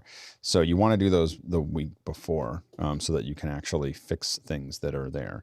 And then when people come in, we ask them, people think that they should just show up 5 minutes before the event. Can I just show up right before? And you're kind of like, okay, so, like if you went to Moscone or you went to a hotel, you'd be there for, you'd get there in the morning for an afternoon talk or something. You wouldn't walk into the room 5 minutes before. So you want it the same way. We want to manage people's expectation of, hey, we're going to have you come an hour early. And then what we do is we put them into a breakout room and they hang out with a producer, typically Shannon, and they'll work through final framing and everything else and getting all the lights right and getting everything just as best we possibly can. They also get to hang out with the other talent, which turns out to be a real payoff. They love that. They don't know that that's going to happen when it happens, but when we put them into a green room with all the other speakers, that's what they were missing when they were doing it. They weren't getting, the reason they only want to come in 5 minutes before is because they think it's going to be boring. They're just going to sit around. When you give them a room to hang out in, and they're hanging out with all the other speakers and all the other influencers or whoever else is there, then they all want to hang out. Like they'll go do their speak, and then they want to come back to the green room and hang out with everybody and talk to them. And so building that environment is really, really important. Next question. John Barker in Malmö, Sweden says, if a production starts to fall apart, how long before you tell the talent when the show is already live? Stuart? after the credit roll. It's brutal, but during the show, they don't need to know. Anything you can do to take workload off them so they don't panic, do so. So yeah, after the credit roll, if you've got a problem, sometimes they don't even need to know if there was a problem, especially if you've recorded and like done an ISO recording and you can just upload that later. Go ahead, Bill. Yeah, that's it. It's your job to manage the show. It's the talent's job to perform. And good talent, I mean, really good talent. Well, we just saw it happen. That big concert from New York that was supposed to last 3 hours got rained out after hour number 1. And so Anderson Cooper and his co-host had to pad for 2 hours live on the air. I mean, that is an insane burden to put, but really great talent. They pulled it off because they've been in that seat for a long time. So I just, you try to hire the right people and then stay out of their head unless you can give them intelligence that directly relates to their performance. If you do that, we've got a break coming in 30 seconds. That stuff should be communicated, but the back of stage, oh my God, there's a fire in the thing. No, you don't want to burden them with that. The main thing is if it starts to affect the show, that you don't want them to be sitting there writing something and not being told that there was something majorly wrong with what was going on. So if it's affecting the actual bits going out, then you do want to figure out a way to tell them that, hey, we need, and usually it's, you got to figure out what you're going to ask them to do. So you don't need to tell them anything until you have a request. So, say, hey, we need you to stretch a little bit, or we need you to, we're having this problem with this thing. Let's bring people back over here. This is why IFBs and talkback are so important. So when we have a host, we always want an IFB in their ear, or in-ear monitor in the UK or in Europe, but in IEM, or IFB, depending on how you call it. But we want something in their ear. This is why we have all those separate computers that we use for our shows, is because every computer has a talkback. So I can talk back to any person that's in my space. And have that conversation. And that's the one problem we have with what we do, even with Zoom ISO, is that we don't have a way to do that unless we have them install Unity or open something else up. And you can't do that as well. So you can have like set up comms on their computer so that you have another feedback to them. But it's really, really important to have somebody in the space with a way to talk to them so that you can kind of guide them away from the sharp edges. Next question. Rupert McCrae in Dallas, Texas, up next. What advice do you think talent is given for working with production people? Go ahead, Stuart. Usually not enough.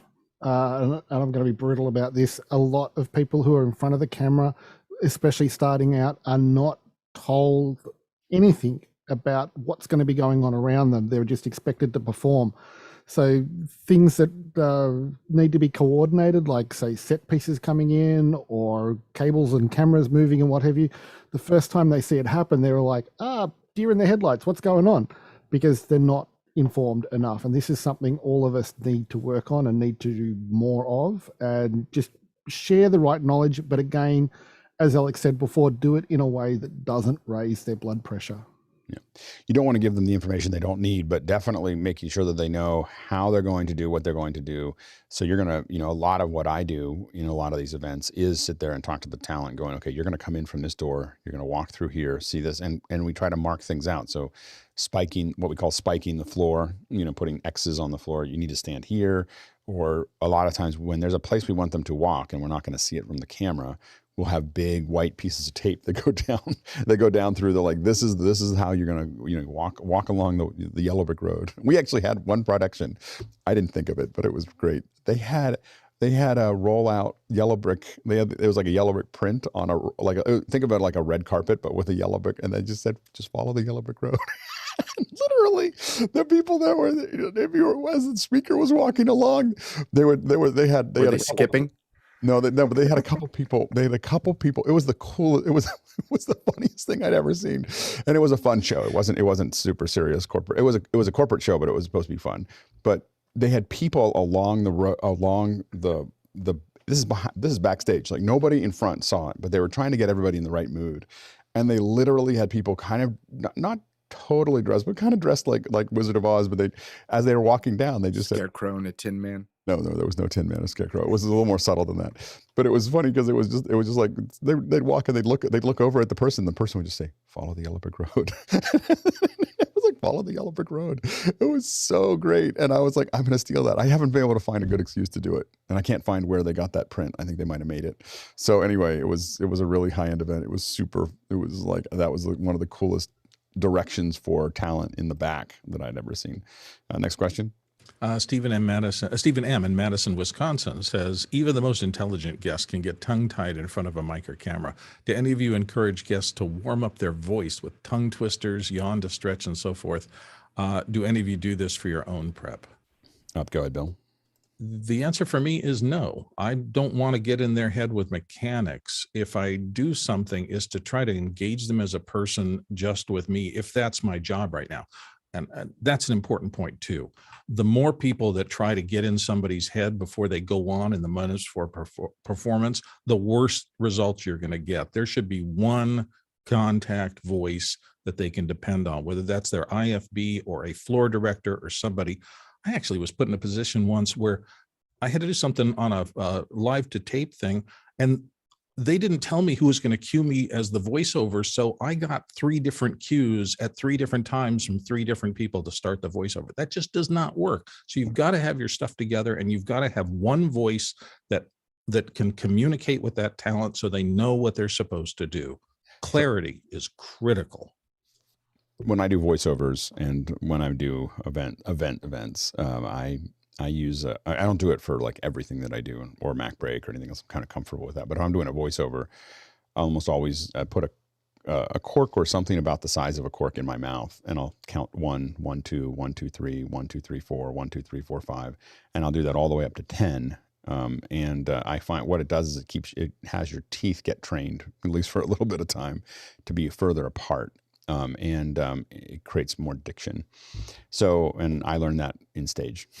So we would do that pretty much. You'd see all of us, and I'm not going to do it here, but you can stick your tongue out as far as it can go and do the same thing if you don't have a cork. And it looks really silly, so you don't do it in public, but it'll have the same effect. So anyway, next question. Roscoe Jones says, do you agree that only 2 people should speak to talent, makeup, hair, and the director? Go ahead, Chris. I don't know about if I'd strictly limit it to 2, but it's a good idea to limit it. It's really awkward when, certain camera people, start chiming in with, it's just so bad. It can get so screwed up. They'll give a wrong direction, or they'll put somebody in a weird headspace, and it could take you forever to get somebody out of that. Yeah. You want to just say to people, don't ever talk to the talent, but you don't want to be like that militant, but you kind of need to. Yeah. Go ahead, Carl. So there is actually a hierarchy for this. So these are the assistant directors. So the director will give talent direction generally, but if it's more the communication in the other direction. If the talent has a question, who do they go to? And it's usually the second assistant director, sometimes the first assistant director, depending on the talent, but they won't usually go to the director because they're going to be busy. So they don't really want the talent bugging them with all the questions, but the first and second assistant director, usually the third assistant director, will be in charge of the call sheet, and they'll actually find the talent at the end of the day and tell them exactly what time they're going to need to be on set the next day, or, come back after lunch at this time. That's usually the third assistant director. They're the ones that chase down the talent and tell them where to be, what time. They're the babysitters. The second assistant director is usually in charge of the extras, and the first assistant director is usually in charge of making sure what the director wants happens. But if the question's coming from the talent, so you've got to remember this is a 2-way communication. The talent may have a question for the director, and the director may be busy in the middle of a shot with another talent at the time. Then they need to know their hierarchy, and they don't want to go through the makeup artist to ask this question, and they can't go to the director because that'll interrupt. But so this usually the second assistant director or the first assistant director, the talent can walk straight up to and ask a question at any time, and because that's the hierarchy link there that the director wants. The director wants the talent to be able to ask a question via that chain. Yeah, and we don't have that much at hierarchy for smaller shows. We definitely have some for larger shows, and we definitely refer to some of our staff as client facing, some not client facing, and they're just a little rougher around the edges, and they're a little prickly. And so we try to put them in places that they're not going to be necessarily interacting with clients because we don't think it'll improve their experience. But they're really good at what they do. So you just figure out where everybody fits. But one of the things is that audio will oftentimes need to talk to the client. Need to talk to a talent because they're gonna mic them up, and so you do worry about those things as a production person. The reason I say all of this is that you do want to constantly think about how you're interacting with everyone, because your producers are making decisions about whether you should talk to the client, the talent or not. And when you can't talk to the talent, if they've decided that you're not ready to do that, and that's usually just how you're talking or how you're being, you're limiting your opportunities, in production. And they won't tell you those things, but they will make those decisions because they're just trying to make sure that the talent is comfortable. And so we always want to constantly refine our ability to be with people on stage, and the whole team, you want to be thinking about that. I think a lot of people feel like they can speak freely backstage, and they don't realize that the producers and directors and everyone else is making decisions about who is client facing and who isn't, all the time. So you want to kind of keep that in mind as you interact. Next question. Moving on, the next one comes from Carmi Weisvig. Oh, no, I'm sorry, I was down too far on my list. It comes from Rupert McCrae, and Rupert asks, out of Dallas, Texas, what are the dynamics of seniority in the talent hierarchy? Go ahead, Stuart. This is going to be blunt and to the point. It's usually trouble. Talent as a whole are exhibitionists. They like attention. They like to be in front of the camera. They like to be listened to. And if somebody else is getting more attention than they are, their egos get bruised. So it is something that you've got to manage. You've got to deal with on a regular basis. You've got to be careful with them, and try to get a team built up for different events. And it is a complex issue, and it is an ongoing issue that all of us have to deal with. So take your time with it. Good, Bill. Well, also some of this is contractual, particularly in the bigger Hollywood productions. Everybody knows whose name is above the credits, whose name is below the credits. There's a ton of things like that. And often, and this will come up in, I think, a later question I just saw, bigger talents will have agents, and sometimes those agents negotiate all this stuff in advance of that. So if you get up into that rarefied environment of movies and things like that, it can be very formal. And I would say, for the most part, for corporate at least, and for a lot of the stuff that we work on, you have to read the room because there's no guarantee that one person's more senior than another. The host might be the most senior person, and they're just interviewing some folks, but it might be one of the people that they're interviewing is a head of state or something like that, and then they have senior, their care is more important to the host.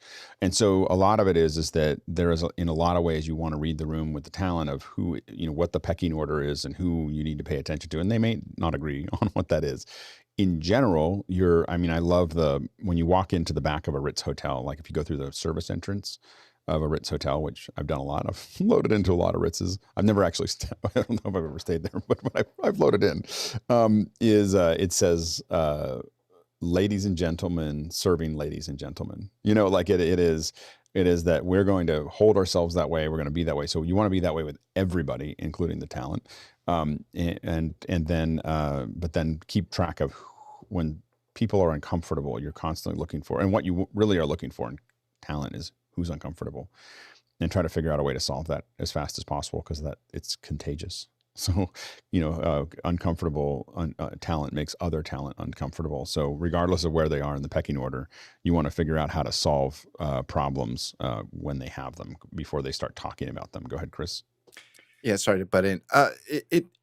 What I find interesting is almost worse than letting somebody get uncomfortable is when the process of trying to fix said problem becomes a thing. Like, hey, don't talk to that person. Like you don't want to have that conversation public, and all of a sudden it's like, what's everybody fussing over? Well, I don't know. Part of it is that part of talent management, this is why you hire very experienced people to work with talent, and you don't just hand it off to someone, because there are ways to do that. There's not ways that don't talk to someone, but just solve the problem that's there. Like solve the problem for the person. If the person doesn't have water, get them water, or whatever, and put that fire out. This also comes down to properly staffing. we were just in a conversation with somebody, and they were like, why is there so many PAs? And I'm like, because PAs make this all work. Like the PA, that's the least expensive thing that we have as far as labor goes. And we have being able to just tell someone to go get a water and have them come over and not have them be the camera operator. Super useful, and so you just want to have that. You also want to have that kind of structure, but having someone with experience of going, when they sit down, they're going to want this. And when they do this, they're going to want this. And they're going to want water at their right hand. And like one of the things that we look at as we watch someone interacting, we figure out whether they're right-handed or left-handed. We do the best we can to figure that out without them telling us. And then we put the table with their water on whatever their dominant hand is. So when they walk in, it'll be right-handed. But if we see them do something with their left hand and we decide that they're dominant left hand, we move it over so that it's in the right place. And so you want to kind of think about those, and you sit down and you'll see one of our folks, we'll sit down and like look around, like what makes me uncomfortable, what this line, this space, this wire, this, how far do I have to reach out to grab something? And so one of us will always sit down there and just kind of like, as the talent, what could possibly bother me in this space, and we try to iron all of that stuff out before they walk in.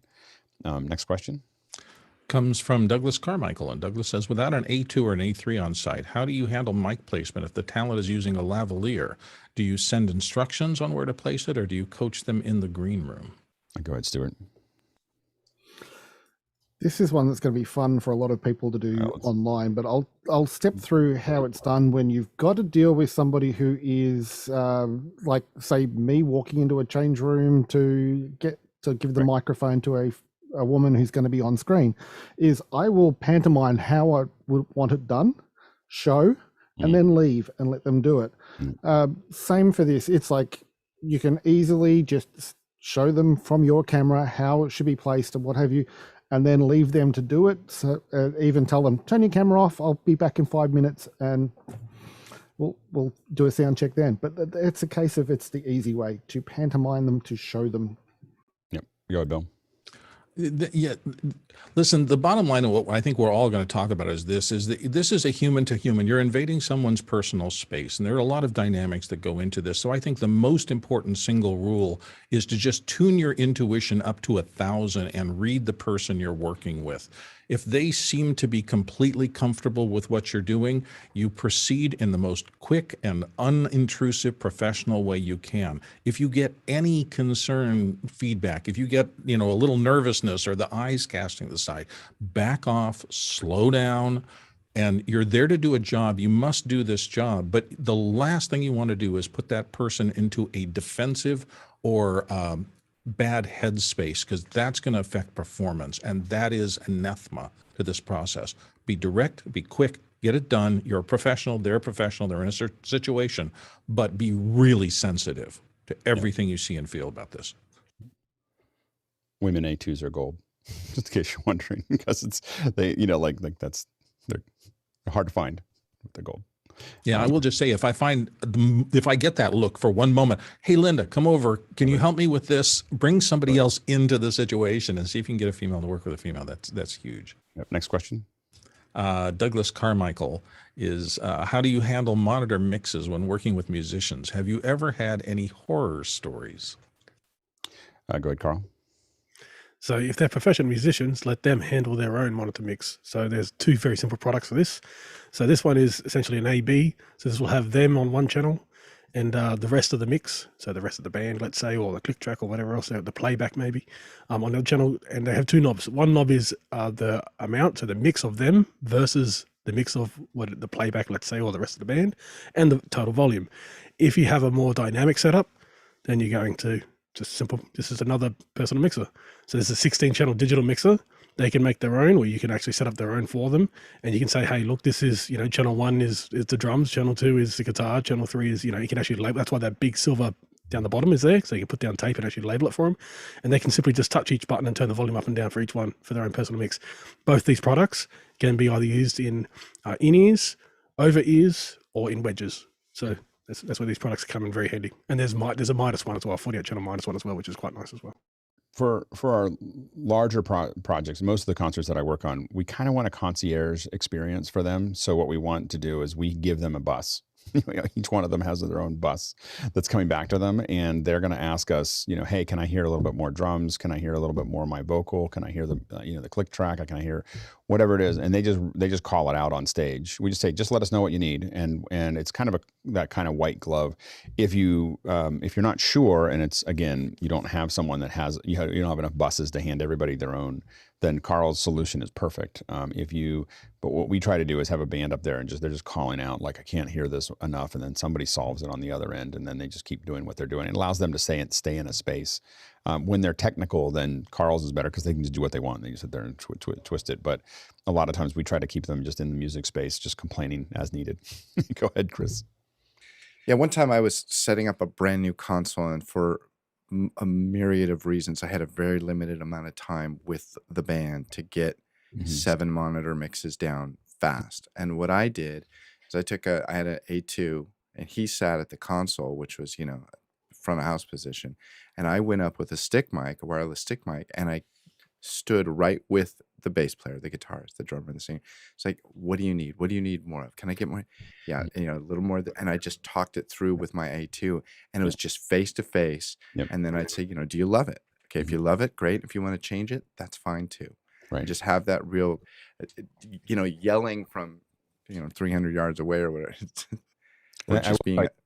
Especially when you're working with folks that aren't as big, that aren't used to being taken care of. When you take care of them like kings and queens and princes and everything else, wow, you get a lot out of them. You give an amateur a rock star experience, and they play better.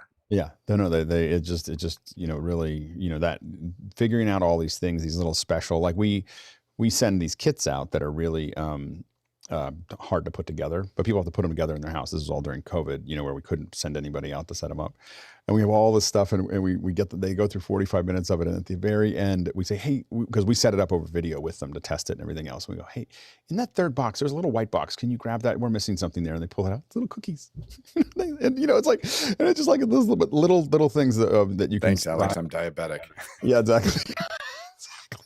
Little pieces of, we have to figure out whether when you send them beef jerky or not, like little, anyway. So, anyway, but it's just like finding ways to surprise and delight them is really a great way to get the most out of people. Next question. Why did it make me think of tofu jerky? Mason Sipe in Murrieta, California is next. Question from a student in class today. How should talent be included in the pre-production process? Is it project dependent? And if so, can you provide examples? It's definitely project dependent. I mean, there's some where the talent just shows up and does it. And a lot of times it's their choice. They don't want to deal with it until they get there. So you have to figure it out. And that's harder because you have to really figure out what they might want to do and how they might want to approach it. And then there's a lot of them where the hosts are fairly forward about what they want, and you want to talk to them, especially if they have a strong opinion about the way it should look, especially if you get a long email from them. Hey, let's get on the phone. Let's talk through it to figure out what they really want, because they'll burn you to the ground if they don't like it. So you definitely want to think about that. And it's just going to make them a lot more comfortable. Go ahead, Chris. Many years ago, I was the assistant director for Martin Yan. It's a American PBS cooking show.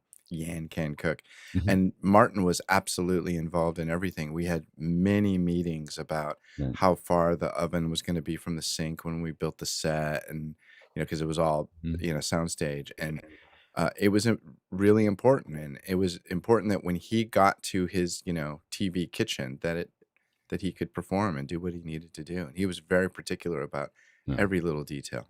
One of the things that we done a little bit of testing on a couple of years ago was having the talent actually be able to put on VR goggles, and we had built the stage, and they were able to put on the VR goggles, and we had built it in SketchUp, and we said, what do you think? And they go, oh, well, I really want the monitor. I really want my confidence monitor over here, and I want this over there, and I want and they were pointing to it. They had this thing, they're just kind of pointing out, like, I want this to be here. It saved us a lot of time and made them a lot happier because they were able to just see it real quickly. And it was just an experiment, like, does this really work? And it was, with a client that does a lot of VR. So they thought it was cool that they could put the set on. It was remarkably easy to do, we did it in not Unreal, but I can't think of it. Anyway. So, but it was remarkably easy to produce, and they were super, excited, and it saved all these little things that they wanted. We were able to handle before we had to actually build it. Go ahead, Tony.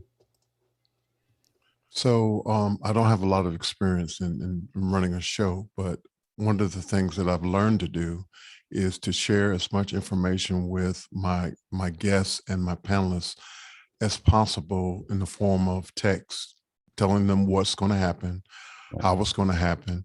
And then also I kind of do like a check-in when we're doing the mic checks and camera checks, to just to have a little brief conversation with them to let them know that I'm here if you have questions, and that's what I do. And it's made a difference in terms of the way in which the show goes. Yeah, to your point, it's really important that the communication that you have before an event with your talent has them feel like things are organized or not. You know, so when there's a couple weeks out, they say, hey, this is what you can expect, and then we're gonna do this, and then they get a little breakdown of how this is all going to work. And it's not overwhelming, but it's just like lots of information, and here's who you can contact if you have any questions, and here's how, and when they see that you've thought through all those things and you've worked through those things, and they get, again, not too many emails and definitely not long ones, you know, but you just get lots of little check-ins. And ahead of time, like yesterday I was on Tony's show, and I got the Zoom link in the morning.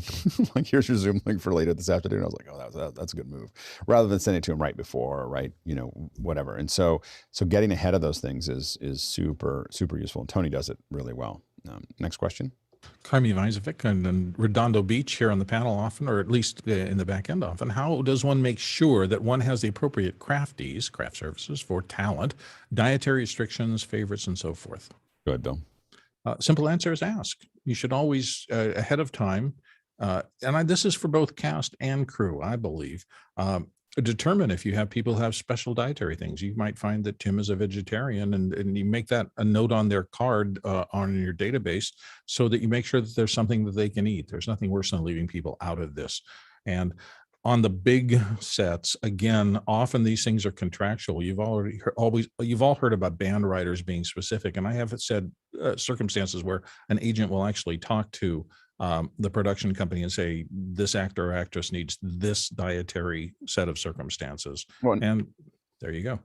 And people think of that as a prima donna thing to do, but what it is they know what it takes for them to get ready for it to be in front of a lot of people, and this is what works for them, and that is the thing to do, and it's very, very important. And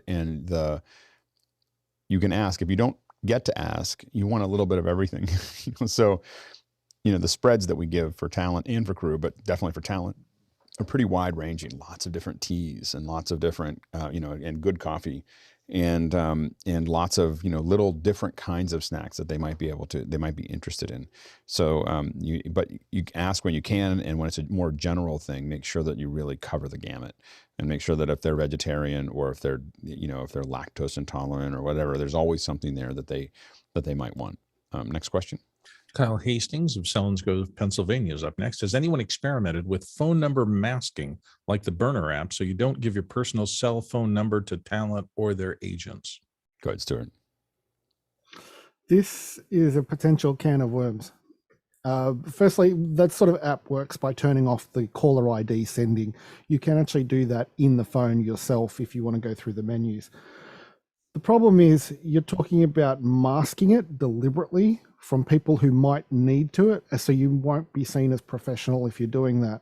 What is a better solution is to actually have in the contracts and the contacts beforehand a list of the people who should be contacted, a list of people whose names simply aren't there. It's the same as having everyone's email on a publicly available document. Somebody will abuse it. Somebody will abuse the number in the same way here. So you're better off only having those details given out to the people who absolutely need it and who are under a contractual obligation to keep them private. It's a far better way of doing it. One of the things that we do as we build our communications is we have a core doc that has, a lot of times it's a Google Doc, that it's a core doc that has all the things, the travel, the you know, call sheets, all those things. Everybody has access to the core doc, but when you click on access to the individual outputs from that core doc, it's a need to know basis. We don't share a lot. Anything that you don't need to know, you won't know. You won't have access to those documents, and we're pretty siloed that way, and it's worked well for us. Go ahead, Rupert. I mean, for for phone numbers, it doesn't need to be thought of as masking. I mean, to maintain separate phone numbers for different lines of business is perfectly acceptable. I use Google Voice, for example, for that. That gives me a separate app on my phone where I can make incoming calls and take out, place outgoing calls and receive text messages. And that just completely compartmentalizes that project. And there are other apps like that. I have a voice over IP provider, and I can bring up, 3 or 4 different numbers on my phone and take calls, issue different numbers for different projects. It doesn't necessarily make it masking, though. My phone doesn't ring if I don't know that you're calling. if you're not in my if you're not in my actual address book, it doesn't even buzz. It just doesn't, like you don't exist. So I don't worry about it as much. Next question.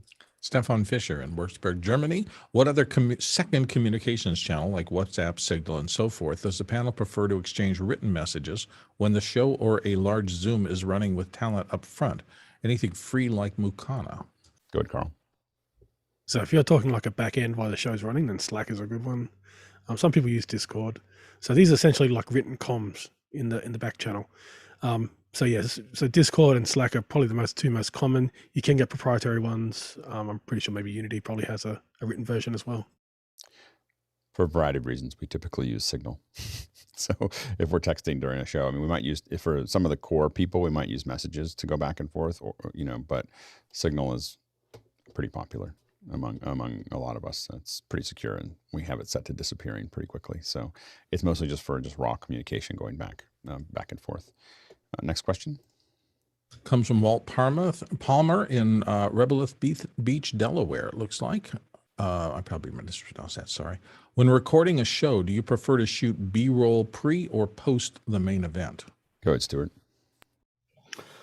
For a live show, you want to do it beforehand because otherwise you can't use it during the show. The other thing is you should also be recording B-roll with a completely separate team moving around during the show, so you can add that into your highlights and your packages. The only time you'd really use post is on a film production where you're going back and getting things to cover time or join scenes together in a feature film. But yeah, beforehand and during. Good, Bill. My answer is yes, both. And the thing is, if I have any kind of script or a really clear idea of what the content of the show is going to be, and most times you have some idea, shooting B-roll ahead of time gives you an easier, because then you know what you have in the can. During the show itself, you may say, oh gosh, I really do. He talked at length about this. I really need to get some extra shots about that. So I will go back after the fact and cover those. I have never heard an editor say, gosh, I wish I hadn't gotten so much B-roll. No, never. Yeah, the main thing is things also start to fall apart really quickly after a show's done. People are breaking stuff down and moving quickly. So unless the breakdown is part of what you want to show, you have a very small window oftentimes after a show to get things that are interesting. Next question. Roscoe Jones said, any tips for working with newer young talent versus old experienced talent? You need to be more communicative, more directive, and gentler, with them. I mean, I think that, like it's just, like the experienced talent, I mean, they kind of know what they're going to do. A lot of them are kind of on autopilot. You just put them up there and they'll just do, a lot of the really experienced ones we worked with will just do the show. You give them very minimal information and they just need the notes. They'll ask you what they need to know. And then they'll just say, like, where do I look? Which is my camera? Where am I going to do this? What's my mark? Like they'll just ask what they need, and then they'll just punch through it. With a newer talent, and I wouldn't even say younger, but newer, because it can be corporate that they've never done it, and they're not necessarily younger, they're just newer at it. You really want to be clear and calm, and just make sure that they really have fewest number of words necessary to get it done. Like if you start to explaining all the reasons why, I've had this problem with people where someone talks their ear off to try to explain why they're having them go up there. They don't need to know that. They just need to know that you can go up the stairs, you're going to go over here. We don't need to tell you everything. So really think about what they need to know rather than all the other things that you were thinking about while you did it. Next question. Albie in San Antonio says, is there any tips for getting less frizz on talent's hair when it's long, or any post-production solution? Carl. So generally lean on your hair and makeup person. There can just be one person that does everything like that, and they can just look after that, like for flyaways. Post-production, I've had that problem. where I've had someone, I've sent them the photos and they go, oh, I've got like this flyaway and it's like this one hair that's, off. So into Photoshop, I go, if you're doing video work, that's even trickier. You can do a hard green screen and then, that'll get rid of it as well. It'll get rid of the flyaways pretty quickly. But yeah, having a hair and makeup person on there and just letting that hair and makeup person know, hey, can you keep an eye on flyaways today? That they'll know that's their job. Yeah, go ahead, Bill. Everything Carl said, I'm going to add to it. Once you see it, and it's really the director, your job if you're running the set to look at that frame and make sure that there are no problems in it. You should see it first, even before anybody else does. But if somebody comes up and says it, for the next 10 minutes or until that problem gets taken care of, nobody will be able to see anything else in the frame except that. Those are one of those things on a shot where if they tell you there's a hair sticking out the left side of somebody's head, that's all you'll notice for a while until it gets taken care of. So you have to get it taken care of. And we've stopped for significant periods of time to address a circumstance like that. That is typical when you're shooting EFP style. One thing you have to kind of weigh is always, do you have the resources there available to do that well? Do you have the time? Does if you keep on stopping, if they're in a role, you may want to think about, I don't want to interrupt them because they may not come back to that space again. So you also have to kind of think through that. Another thing to remember is that if you're in a lock-off interview, taking a clean plate is super useful. So a clean plate means that they're not in frame. Everything's lit, everything looks exactly the same. So capturing that clean plate before they start is super useful, because if you need to paint out their hair, like just do a little bit of not having to figure out what was behind it is really useful. So you just set that plate back there and you can paint into it. So as a visual effects person, you think about these things, and it has saved a couple interviews for us of just being able to paint back in what was behind them relatively easily and quickly. It makes it a lot easier to clean things up. Next question. That's a good tip. I'm going to start calling for room tone and clean plate. Yeah, exactly. Clean plates. Douglas Carmichael is up next. And he said, I've seen some concert tools that use dedicated monitor engineers and console. Go ahead. I've seen some concert tours that use dedicated monitor engineers and consoles for the star performer versus the rest of the band. Is that for a technical reason or is it an ego reason? All right, go ahead, Stuart. 99 times out of 100 it's for a technical reason, and that is simply that traveling engineer knows the way the artist wants to sound to the audience and to any listening audience on a stream. An anecdote that's worth looking for people to know how the engineers know these things is look up what Queen's engineer did during Live Aid. And I'm just going to leave it like that because it's worth finding.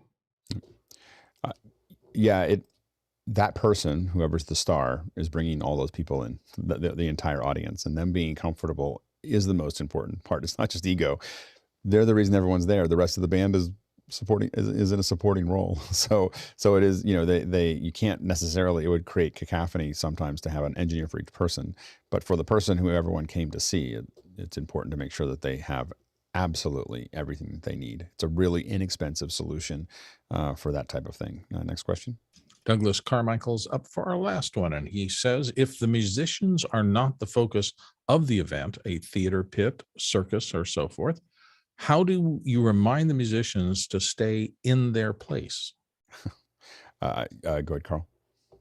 So generally, there's two types of musicians that are going to be involved in this. You're going to have session musicians, which are really experienced. They have their little patch. They sit down in their patch. They do their job. They know when their break is. They leave when they definitely leave when it's their break. They don't stay there. They actually leave, go to the toilet, get a drink, chat with someone else.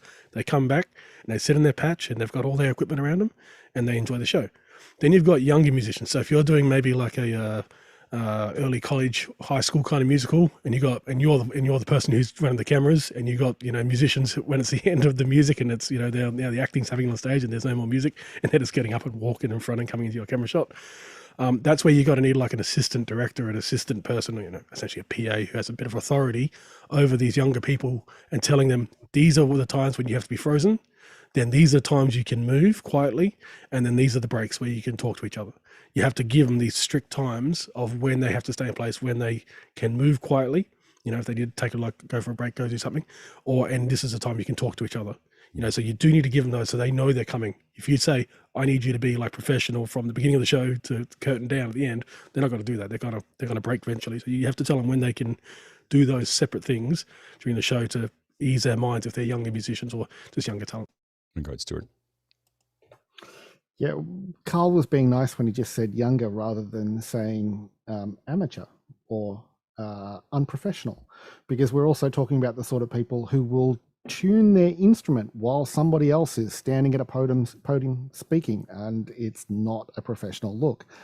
The easy way is actually something that we do with film, and that is if somebody makes a noise that, like in the background and what have you, and it is heard by the sound recordist during a take, they owe everybody a slab at the after party, a slab being 24 beer in a cardboard crate. Okay. But you do this at a pre-event meeting. You don't single out, you don't walk up to the band and say, anyone makes any noise, you will just annoy them. But you get everyone together and say, okay, let's just chat through the show and what have you. And you make fun of it, and people realize, hey, it's only going to cost me a slab. It's beer to say, I'm sorry, I made a noise. And people will pretty quickly get the message and they behave better. Go ahead, Rupert. Yeah, I was going to say just that. I mean, professional musicians know how to act professionally, and if they didn't, they wouldn't be professionals.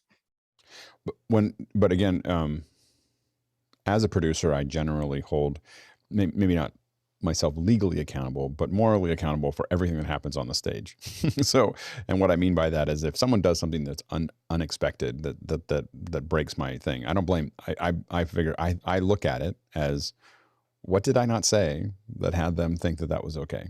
You know, like it's not them doing it. There's some communication or some way that I put it in there, and something always happens that you didn't expect. So, but if you keep on approaching it that way as a producer of what did we not put in place, or what communication or what sign. So I always look for when something happens that I didn't expect, or something I didn't want to happen.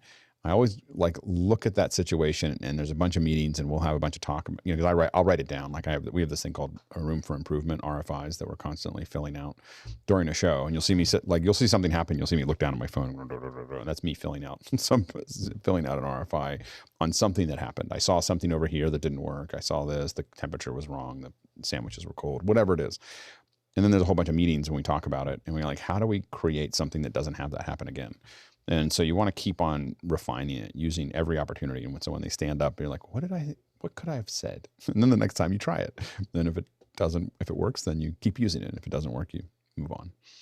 All right. We made it. It was a good work by the producers, serving up those questions.